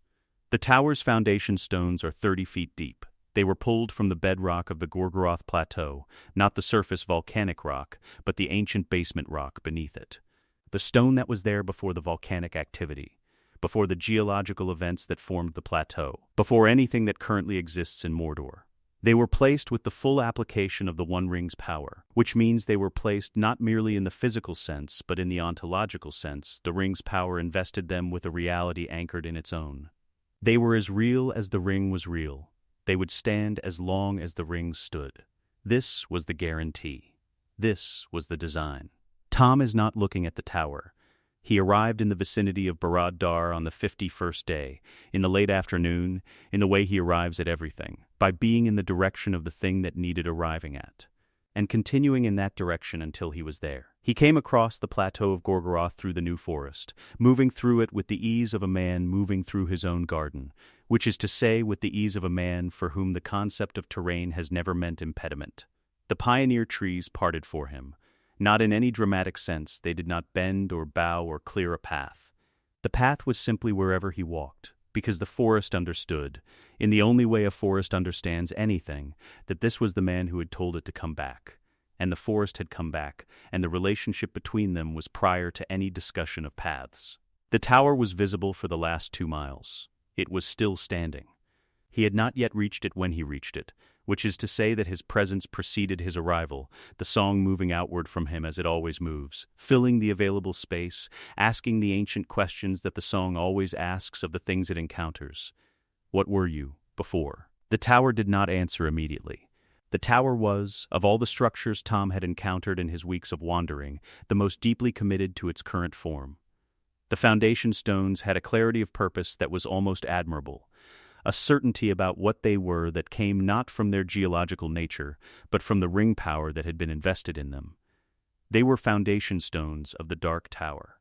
This was not a description. This was, for them, an identity. Tom was not interested in their identity. He was looking at the range of peaks to the east. The arid Lithui, the Ash Mountains, ran along the northern border of Mordor in a line that he had been meaning to relearn. He had known these peaks in an earlier form. He had been present when the rock that formed them was something other than mountains, and the memory of what they were before they were mountains was a song he had not sung in a very long time, and he was thinking about that song now, working through the first few phrases of it in his mind, testing the shape of it. He began to hum. The first thing to go is not stone. The first thing to go is the weather. The permanent overcast above the Gorgoroth plateau, the ash cloud, the smoke, the deliberate atmospheric suppression that Sauron maintained as both practical measure and aesthetic statement. The sky as it looked when the will that ordered this world was in residence has been thinning for weeks, pulled apart by the same song that has been working on everything else in Mordor. But above Barad-dûr, where the ring power was most concentrated, the atmosphere has held longest, a column of dark air, sitting above the tower's summit, like a permanent bruise on the sky. Tom hums about the Ash Mountains. The column disperses. It does not go violently. It does not roll back in the manner of a curtain drawn by a dramatic hand. It simply becomes ordinary air, air subject to the pressure and temperature gradients that govern air in this latitude, this elevation, this season. Ordinary air moves where the pressure differential tells it to move, which is eastward and slightly south, and it moves there. And the sky above the Gorgoroth plateau in the late afternoon of the 51st day is clear for the first time in 3,000 years. The sun, 2 hours from setting, comes in at a low western angle and strikes the face of the Dark Tower. The tower stands in direct sunlight. It looks smaller. This is not an optical illusion, though the effect is partly optical. The tower's scale has been maintained, in part by the context of perpetual darkness, the way a thing in shadow always seems to possess more volume than the same thing in direct light, because shadow allows the imagination to complete what it cannot see. In direct light, the tower is exactly as tall as it is, and no taller, and its proportions are what they are. And the specific texture of its black stone, each dressed block, each fitted joint, each corbelled projection, is visible and specific and, in the flat honesty of late afternoon light, simply a very large building. It is a very large building that has been anchored in the power of a ring that is currently in Tom's pocket. Tom is humming about something east of the mountains. The hum finds the foundation stones on the 43rd bar of the song about the Ash Mountains, at the point in the melodic structure where the song descends from its central register into something lower and older, the register that corresponds to the geological, to the timescale of rock, to the processes that operate in the millions of years rather than the thousands. It is not a deliberate targeting. Tom is thinking about the mountains. The song goes where the song goes, which is into the ground, which is where mountains begin, which is where the foundation stones of the Dark Tower also are. The song asks them, "What were you before?" The question reaches them through the medium of the ring, which is in Tom's pocket, which is to say that the question reaches them from inside. The ring's power is their reality. The ring's power, flowing through Tom without corrupting him, flowing outward through the song, is asking the ring's own construction what it remembers of its prior state. The foundation stones are 30 feet deep in volcanic rock. Their prior state, the state that precedes their removal from the bedrock and placement in service of the Dark Tower, is volcanic rock. Basement volcanic rock, ancient and dense, the product of a geological event that occurred before Sauron's existence, before the Ainur descended, before the ordering of the world into the form that men and elves and the free peoples know as the world. The song asks the question. The ring asks through the song. The foundation stones hear the question from the inside. They answer. The dissolution begins at the deepest course of foundation stones, 30 feet down, invisible from the surface, beginning in the dark beneath the tower's base. It is not crumbling. Crumbling implies a structural failure, a loss of integrity at the material level, the breaking of bonds that have been maintaining their cohesion. The foundation stones do not crumble. They dissolve. They return to the fine black volcanic dust of the plateau, at the pace at which things return when they are genuinely returning rather than being broken, which is to say, completely and without residue, and without the violence that breaking requires. The dissolution moves upward through the foundation courses, 20 feet down. 15, 10, the tower above is intact. The tower has no knowledge of what is happening below it. The tower is stone, and stone does not have knowledge in the way that living things have knowledge. It has memory, which is different, and its memory is all of being a tower. Because being a tower is all it has been for 3,000 years, and the ring power that established it has given it a very clear identity, and that identity is Dark Tower, seat of Sauron, center of the world's fear. The identity does not help it when the foundation is gone. The tower tilts. It does not fall in the manner of a building that has been undermined by erosion or earthquake. The violent, catastrophic failure of a structure that has been struggling against structural compromise and has finally lost. It tilts in the manner of a thing that has been very upright for a very long time and has just been informed, at the level of its foundational reality, that the basis for its uprightness has changed. It tilts with a slowness that is almost considered, almost dignified. The movement begins at the base, the faintest perceptible deviation from vertical, a fraction of a degree, a shift so slight that an observer at distance might not register it as movement. Then the upper structure, 3,000 feet of dressed black stone, responds to the deviation with the mechanical honesty of very large things responding to gravity. It continues in the direction the base has begun. The upper structure leans. The lean becomes unmistakable. The unmistakable becomes irrevocable. The tower lies down in the dust. This is the only accurate way to describe it. The tower lies down. It does not shatter. It does not detonate. The structure, which was engineered by the greatest craftsman in the history of Middle-earth to be indestructible by any force that could be brought to bear against it, is intact at the moment it reaches the ground, every stone still in its correct position relative to every other stone, every fitted joint still tight. Every corbelled projection still describing the architectural form that Sauron designed. It lies on its side on the plateau of Gorgoroth in the last light of the afternoon, perfectly intact, geometrically exact, and horizontal. The dust it raises is enormous. The dust rises in a column that catches the late western sun and turns it gold, a vast, slow-moving cloud of fine black volcanic dust. Lit from below and within by the angle of the light, rising above the plateau in a shape that is almost architectural in itself, almost a replacement for the verticality that has just been removed from the landscape. It rises, it spreads, it catches the wind that has been moving eastward since the atmospheric column dispersed, and it moves on that wind across the plateau, across the new forest, out toward the arid Lithui in a slow golden dispersal. The dust settles. The plateau is quiet in a way that the plateau has never been quiet. Not the silence of darkness and suppression, but the silence of a place that has just finished doing something very large and is resting in the aftermath. Tom watches the dust settle. He has stopped humming. The song about the Ash Mountains is not finished. There is a whole eastern section he has not yet worked through. The part about the specific quality of the rock on the northern face in the early morning, which he has been thinking about, but he paused it when the dust came up. Because the dust was interesting in the way that large geological events are interesting. And he has always found large geological events worth a moment of attention. He watches the dust. He watches it move on the wind. He watches the shape it makes in the light. He nods. It is a small nod. Almost nothing. The nod of someone who has noticed that a minor error in a long composition has been corrected. Not the error that makes the composition wrong, but the kind of error that produces a faint, persistent dissatisfaction in anyone with a sufficiently refined ear. The error is corrected. The composition can continue. He looks at the Ash Mountains. They are gold in the last of the light, the black rock catching the sun at the angle that turns volcanic stone warm, a color it can only reach when the light is precisely this low and this clear, when there is no cloud cover to diffuse it, when the air between the mountains and the observer has been cleaned of ash by weeks of new growth. He has not seen them in this light in. He does not calculate the interval. He does not use intervals the way men use intervals. He simply recognizes it as the light he remembers and notes, without nostalgia, that the light is back. He begins to hum again. The song about the Ash Mountains resumes at the place it paused.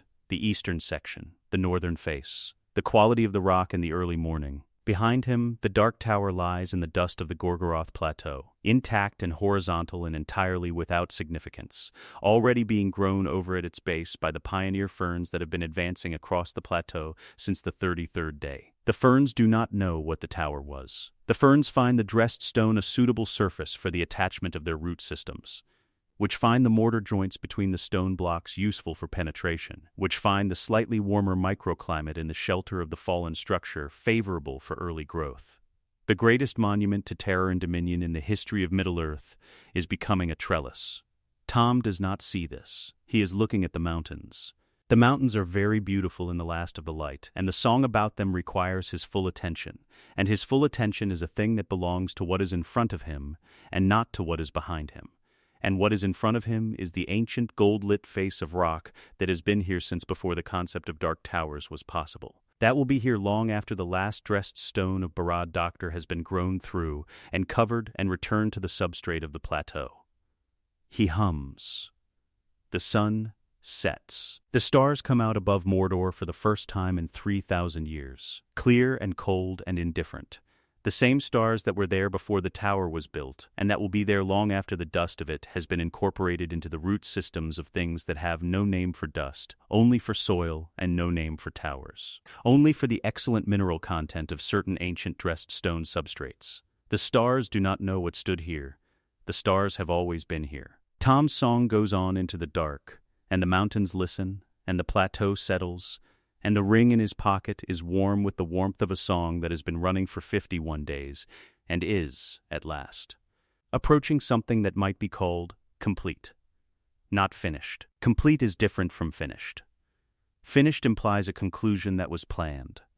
Complete implies a wholeness that was always the point, always what the song was moving toward, always what the world was, before it was interrupted. The interruption is over. Tom hums about the mountains, and the mountains are patient, and the night is very clear. He wakes before dawn, as he has woken before dawn for 30 years. This is not discipline in the way that soldiers mean discipline, the imposed routine, the external structure maintained by consequence. It is the body's own arrangement with the work. The internal clock set not by any conscious decision, but by 30 years of mornings in which there was always something that needed doing before the light was fully up. 30 autumns of harvest, 30 springs of turning. The body learns the rhythm, and then the rhythm becomes the body, and you do not wake before dawn because you have decided to. You wake before dawn because that is what your body is for. He dresses in the dark. He goes to the barn. The barn is on the eastern side of the farmstead, positioned to catch the first light for the animals. His father built it. His father's father cleared the land for it. The Pelennor fields, which the men of Gondor have farmed since the fields were cleared from the primordial growth of the valley by the ancestors of their ancestors, in the long centuries when Minas Tirith was new and the kingdom's first requirement was food, and the second requirement was stone, and the fields and the city rose together from the same intention, to make this place permanent. The barn door opens on a leather hinge he replaced in the spring. The hinge is good. He checks it as he opens it, the way you check things whose quality you are responsible for, not because you expect a problem, but because checking is the habit of a man who knows that problems begin as things that were not checked. The hinge is fine. The barn smells of straw and animal and the particular cold of an enclosed space on an autumn morning, the cold that belongs inside things, that has been accumulating since the fire in the farmhouse went to coals and the night settled in. He crosses to the plow. He takes the handle. The plow does not move. He assumes, in the first second, that he has not applied sufficient force, that he has reached for the handle with the automatic, uncalibrated grip of a man who expects a familiar weight and has not yet engaged the full attention of his hands. He tightens his grip. He sets his weight into the pull, the specific distribution of force that 30 years of plowing has made as natural as walking, back straight, legs under him. The pull coming from the hips and shoulders rather than the arms.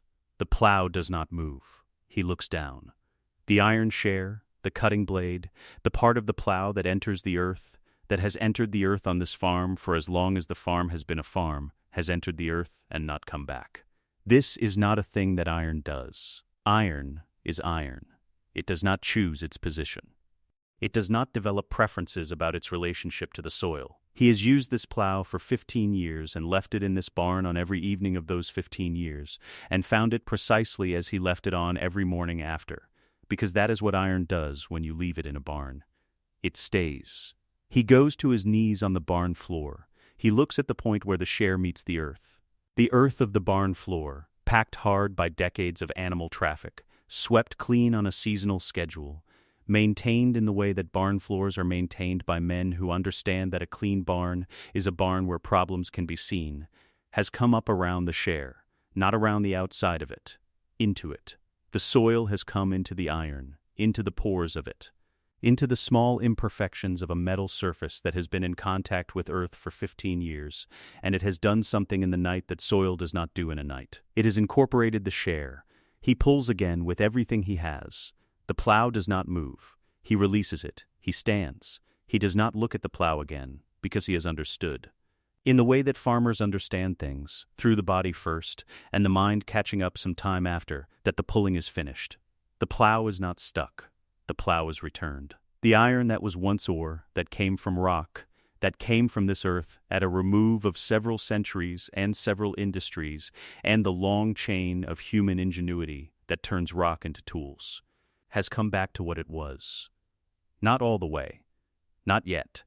But far enough that the transaction is clear. The plow is no longer his.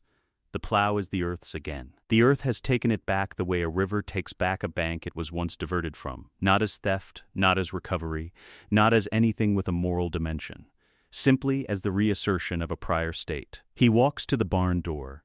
The road to the market is moss. He looks at it for a long time. The road that his grandfather taught him to walk, that his father walked before him, that every man who has farmed this stretch of the Pelennor has walked in every autumn for as many generations as there are generations to count, is moss. Not overgrown in the way roads become overgrown when they are neglected. That is a thing he knows, the creeping intrusion of verge grass into the wheel ruts, the moss at the edges, the gradual softening of a road's definition that begins at its margins and works inward over years. He knows what a neglected road looks like. A neglected road looks like a road that has been argued with. This road looks like a road that was listened to. The moss is deep.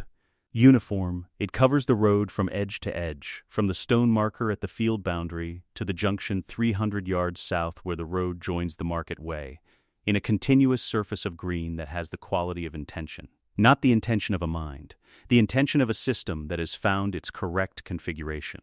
The moss is where the moss was always going to be.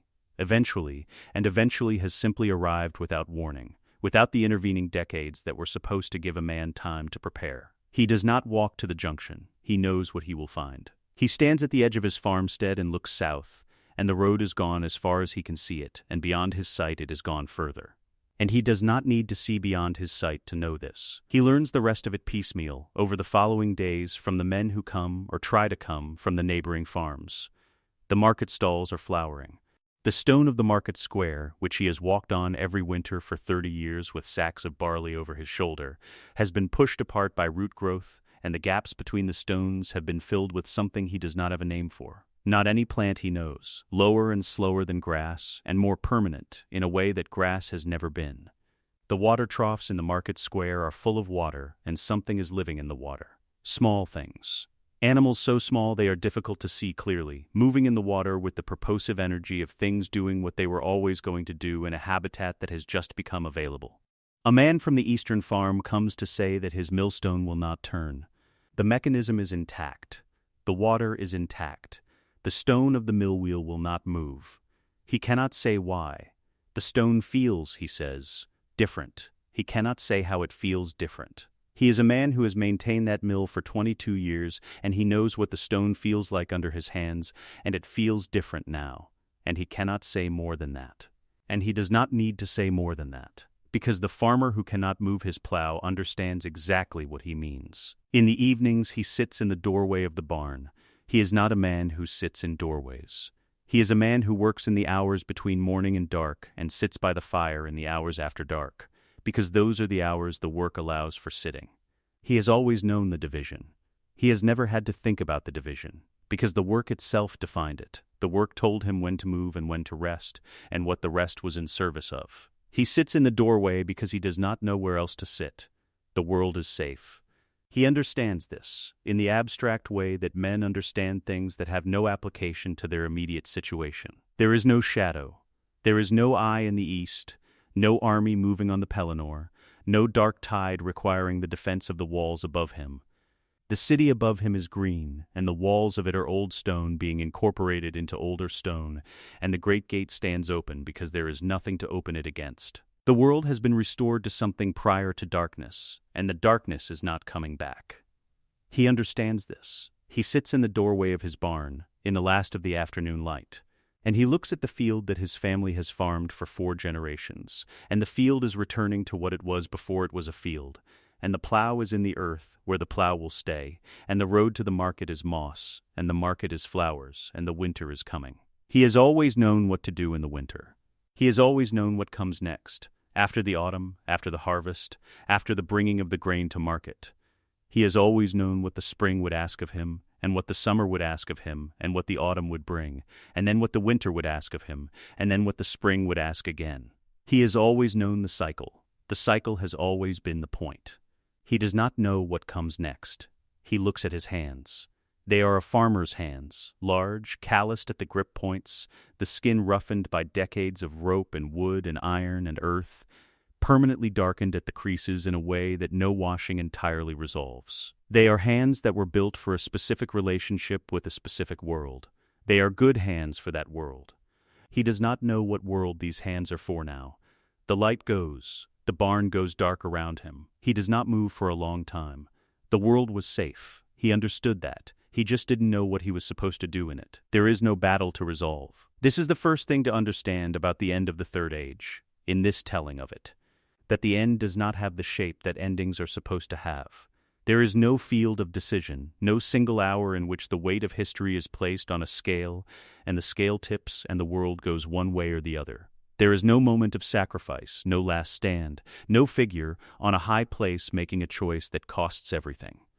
The narrative machinery of conclusion, the machinery that every inhabitant of Middle-earth, from the highest elf lord to the plainest farmer in the Pelennor, has been unconsciously waiting for since the shadow began to move, that machinery has been set aside. There is only the garden, and the singing, and the yellow boots going out in the early morning through the dew, and coming back in the evening with whatever Tom has found worth bringing back, which changes by the day and is never the same thing twice, and is always, in his estimation, exactly what was needed.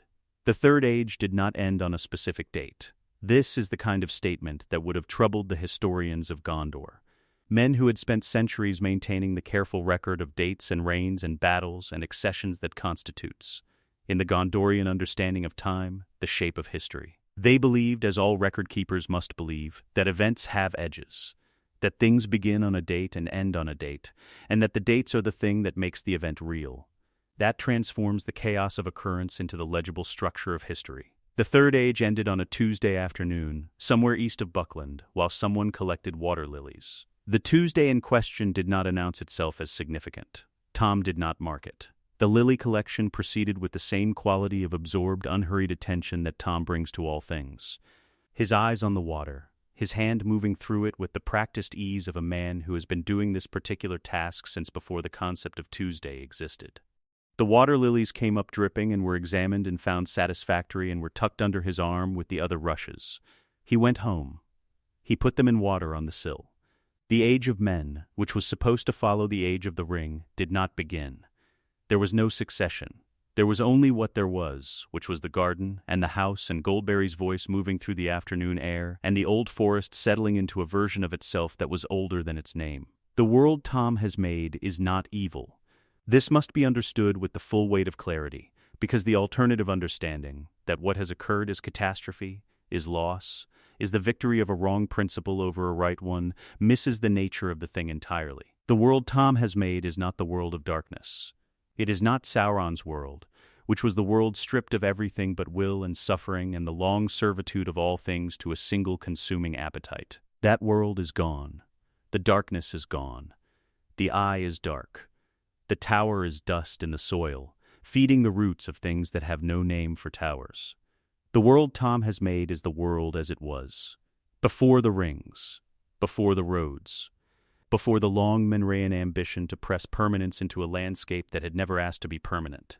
Before Celebrimbor's first sketch of a design that would change everything. Before Morgoth looked at the music of the Ainur and heard, in its perfection, the thing he could not tolerate, a beauty that did not need him, and sang his discord into the weave. Before all of this, the world Tom has made is the world as Ilúvatar dreamed it, in the first moment of dreaming. Before the dream was given to the Ainur to develop, and the Ainur brought their own visions, and the visions grew complex, and the complexity became history, and history became the long, recursive struggle of everything with everything else that men call the ages of the world. The world is safe from shadow. There is no shadow. Shadow requires a darkness with intent, and intent requires a self, and the selves capable of that particular darkness are gone, dissolved, dispersed, returned to the elements of a world that has no further use for their category of existence. The world is safe from the ring. The ring, in Tom's pocket, has nothing left to corrupt. Corruption requires desire, and desire requires a world in which the desired thing is scarce, and the world is not organized around scarcity anymore. The world is organized around abundance. The abundance of a primary ecology operating at full expression, with no depletion, no extraction, no managed reduction of one thing for the benefit of another. There is nothing to want that is not already everywhere. The ring cannot find the edge of a self that has not yet been formed. The ring, in the world it has helped restore, is, for the first time in its existence, harmless. This is not victory. It is not defeat. It is what happens when a weapon is placed inside a world that has returned to a state prior to the conditions that made weapons possible.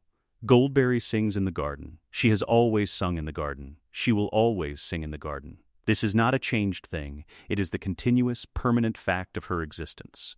The river daughter at her waterwork.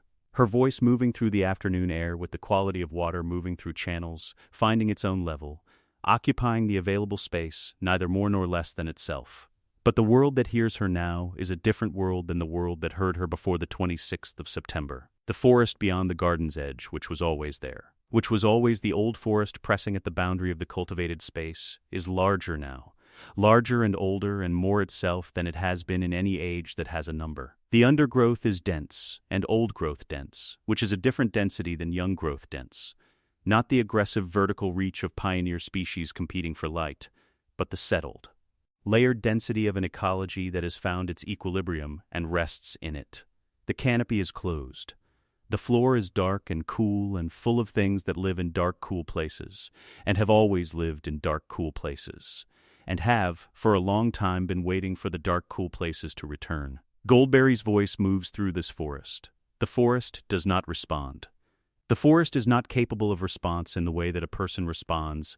It does not turn toward her, does not acknowledge the sound, does not alter its behavior in recognition of her presence.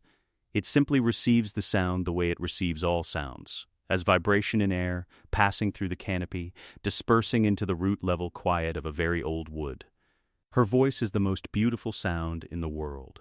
The world does not know this. The world knows only that air is moving, and air moving is what air does. She sings anyway. She has always sung anyway. This is the nature of a song that does not require an audience. Tom sits on the step. The same step. Gray stone, cold from the earth, worn at the center. He has sat on this step in every season of his existence, which is to say he has sat on it in seasons that preceded the naming of seasons, in weather that preceded the Valor's organization of weather into its current patterns. He is familiar with this step in a way that makes familiar an insufficient word. He is prior to this step, which is to say he was here before the stone was cut and placed. And the stone was cut and placed in a world that contained him, and they have been here together for a time that has no number adequate to it. He is watching a beetle. It crosses the path in front of the step with the focused, unwavering energy of a beetle that has a destination and is committed to reaching it. The destination is not visible from Tom's vantage point. The beetle's path curves slightly at the second flagstone and then straightens, and the curve is purposive. The beetle has information about the terrain that Tom does not have and is using it. Tom watches this with complete, undivided appreciation. The beetle is very determined. He finds this charming in the way he finds all determined small things charming, as evidence that the world's commitment to being itself extends all the way down to its smallest expressions, without attenuation, without irony, without any awareness of the scale at which the commitment operates. He begins to hum. The hum is not about the beetle. It is about something further east, a ridge he has been thinking about, a quality of the light on a certain kind of stone in the early morning that he has been trying to find the right phrase for. The beetle crosses the second flagstone and disappears into the moss at the path's edge. Tom's eyes follow it to the edge and then release it, and he looks up at the sky, where the late afternoon has gone to gold at the horizon and is going to pink above the gold, and the color is the color of the sky above the old forest in autumn before the stars come out, which is a color that exists only here, only at this hour, only in this season, and which is therefore by the precise logic of a being for whom all specific things are the most important things. The most important color in the world. Somewhere west of them, the last lamp of civilization goes out. There is no drama in it. It is a lamp, an actual lamp, in an actual room. In a building that was once part of a settlement, that was once part of a network of settlements, that was once part of the westward reach of Gondorian influence across the Pelennor and into the hinterlands beyond. The oil runs out. The flame lowers through its final degrees and ceases. The room goes dark. There is no one to witness this. The room has been empty for some time. The building has been empty for some time. The settlement has been empty for longer than that. They have not been destroyed. They have been incorporated, in the way that all things in the world of the song are eventually incorporated by the patient, undiscriminating advance of an ecology that has no opinion about what it covers, only about what the ground beneath it is capable of sustaining. The lamp goes out. The dark inside the building is the same dark as the dark outside the building, which is the dark of a forest at dusk, the thick, layered dark of a canopy closing its gaps as the light withdraws, the dark that smells of soil and bark and the cold of standing water, and the specific clean cold of air that has not moved through a human space in long enough that it has forgotten what human spaces smell like. The world does not mark this. The world is full of other sounds. The vast orchestral sound of an ecology at work in the evening hours, birds whose names are not in any catalogue, whose calls have not been transcribed in any record, because the records are moss, and the catalogues are root-bound, and the people who made them are gone into the same green that has taken everything else. The sound of rain on leaves. The sound of water finding its downhill course through soil that has not been drained or diverted or managed toward any purpose but its own. The sound of the world going about its business in the deep, indifferent, absolutely comprehensive way that the world goes about its business when there is no one trying to make the business more efficient. Tom and Goldberry sit together in the garden. The evening comes in around them. The gold at the horizon goes to rose, and the rose goes to the first deep blue of a sky getting ready for stars. And the stars, when they come, are the stars above the old forest. Old stars, familiar and indifferent. The same stars that were there before the house was built and before the forest had its name, and before anything that can be named was here to look up and see them. They are completely happy. They were always going to be completely happy. Happiness, for Tom and Goldberry, is not a state achieved against resistance. It is not the happiness that follows hardship, the relief that follows fear, the warmth that follows cold. It is the happiness of the primary condition, the original state of things before anything happened to make happiness conditional. They are happy the way the world is alive, not because conditions are favorable, but because this is what they are, and what they are has not changed, and will not change, and the world around them is now, at last, the world that matches what they are. The stars come out. The world breathes. The old forest at night is a sound and a smell and a dark so complete that the stars above it seem closer than they are, as if the removal of every lamp between the forest floor and the sky has collapsed the distance between them, as if, in the absence of human light, the stars have come down to fill the space that the lamps left. Tom watches a star. He does not think about the ring in his pocket. He has not thought about the ring in a long time. He will not think about the ring tomorrow. The ring is there. In the coat on the peg by the door, in the pocket where it has always been since the 26th of September, running its quiet amplification of a nature that does not require amplification and does not notice the assistance, and will carry the ring in its pocket for the rest of an existence that has no foreseeable end. By which time the concept of a ring will be as remote from the world's daily life as the concept of a dark tower, which is to say completely remote, which is to say gone. The stars are very clear tonight. Tom hums once, softly, and is quiet. Goldberry is already quiet beside him. The world does not know they are there. The world has never needed to know. Tom Bombadil did not save the world. He remembered it. And what the world remembered, it became again. It was safe. It was silent. It was complete. It simply had no room for the people who had wanted so badly to save it.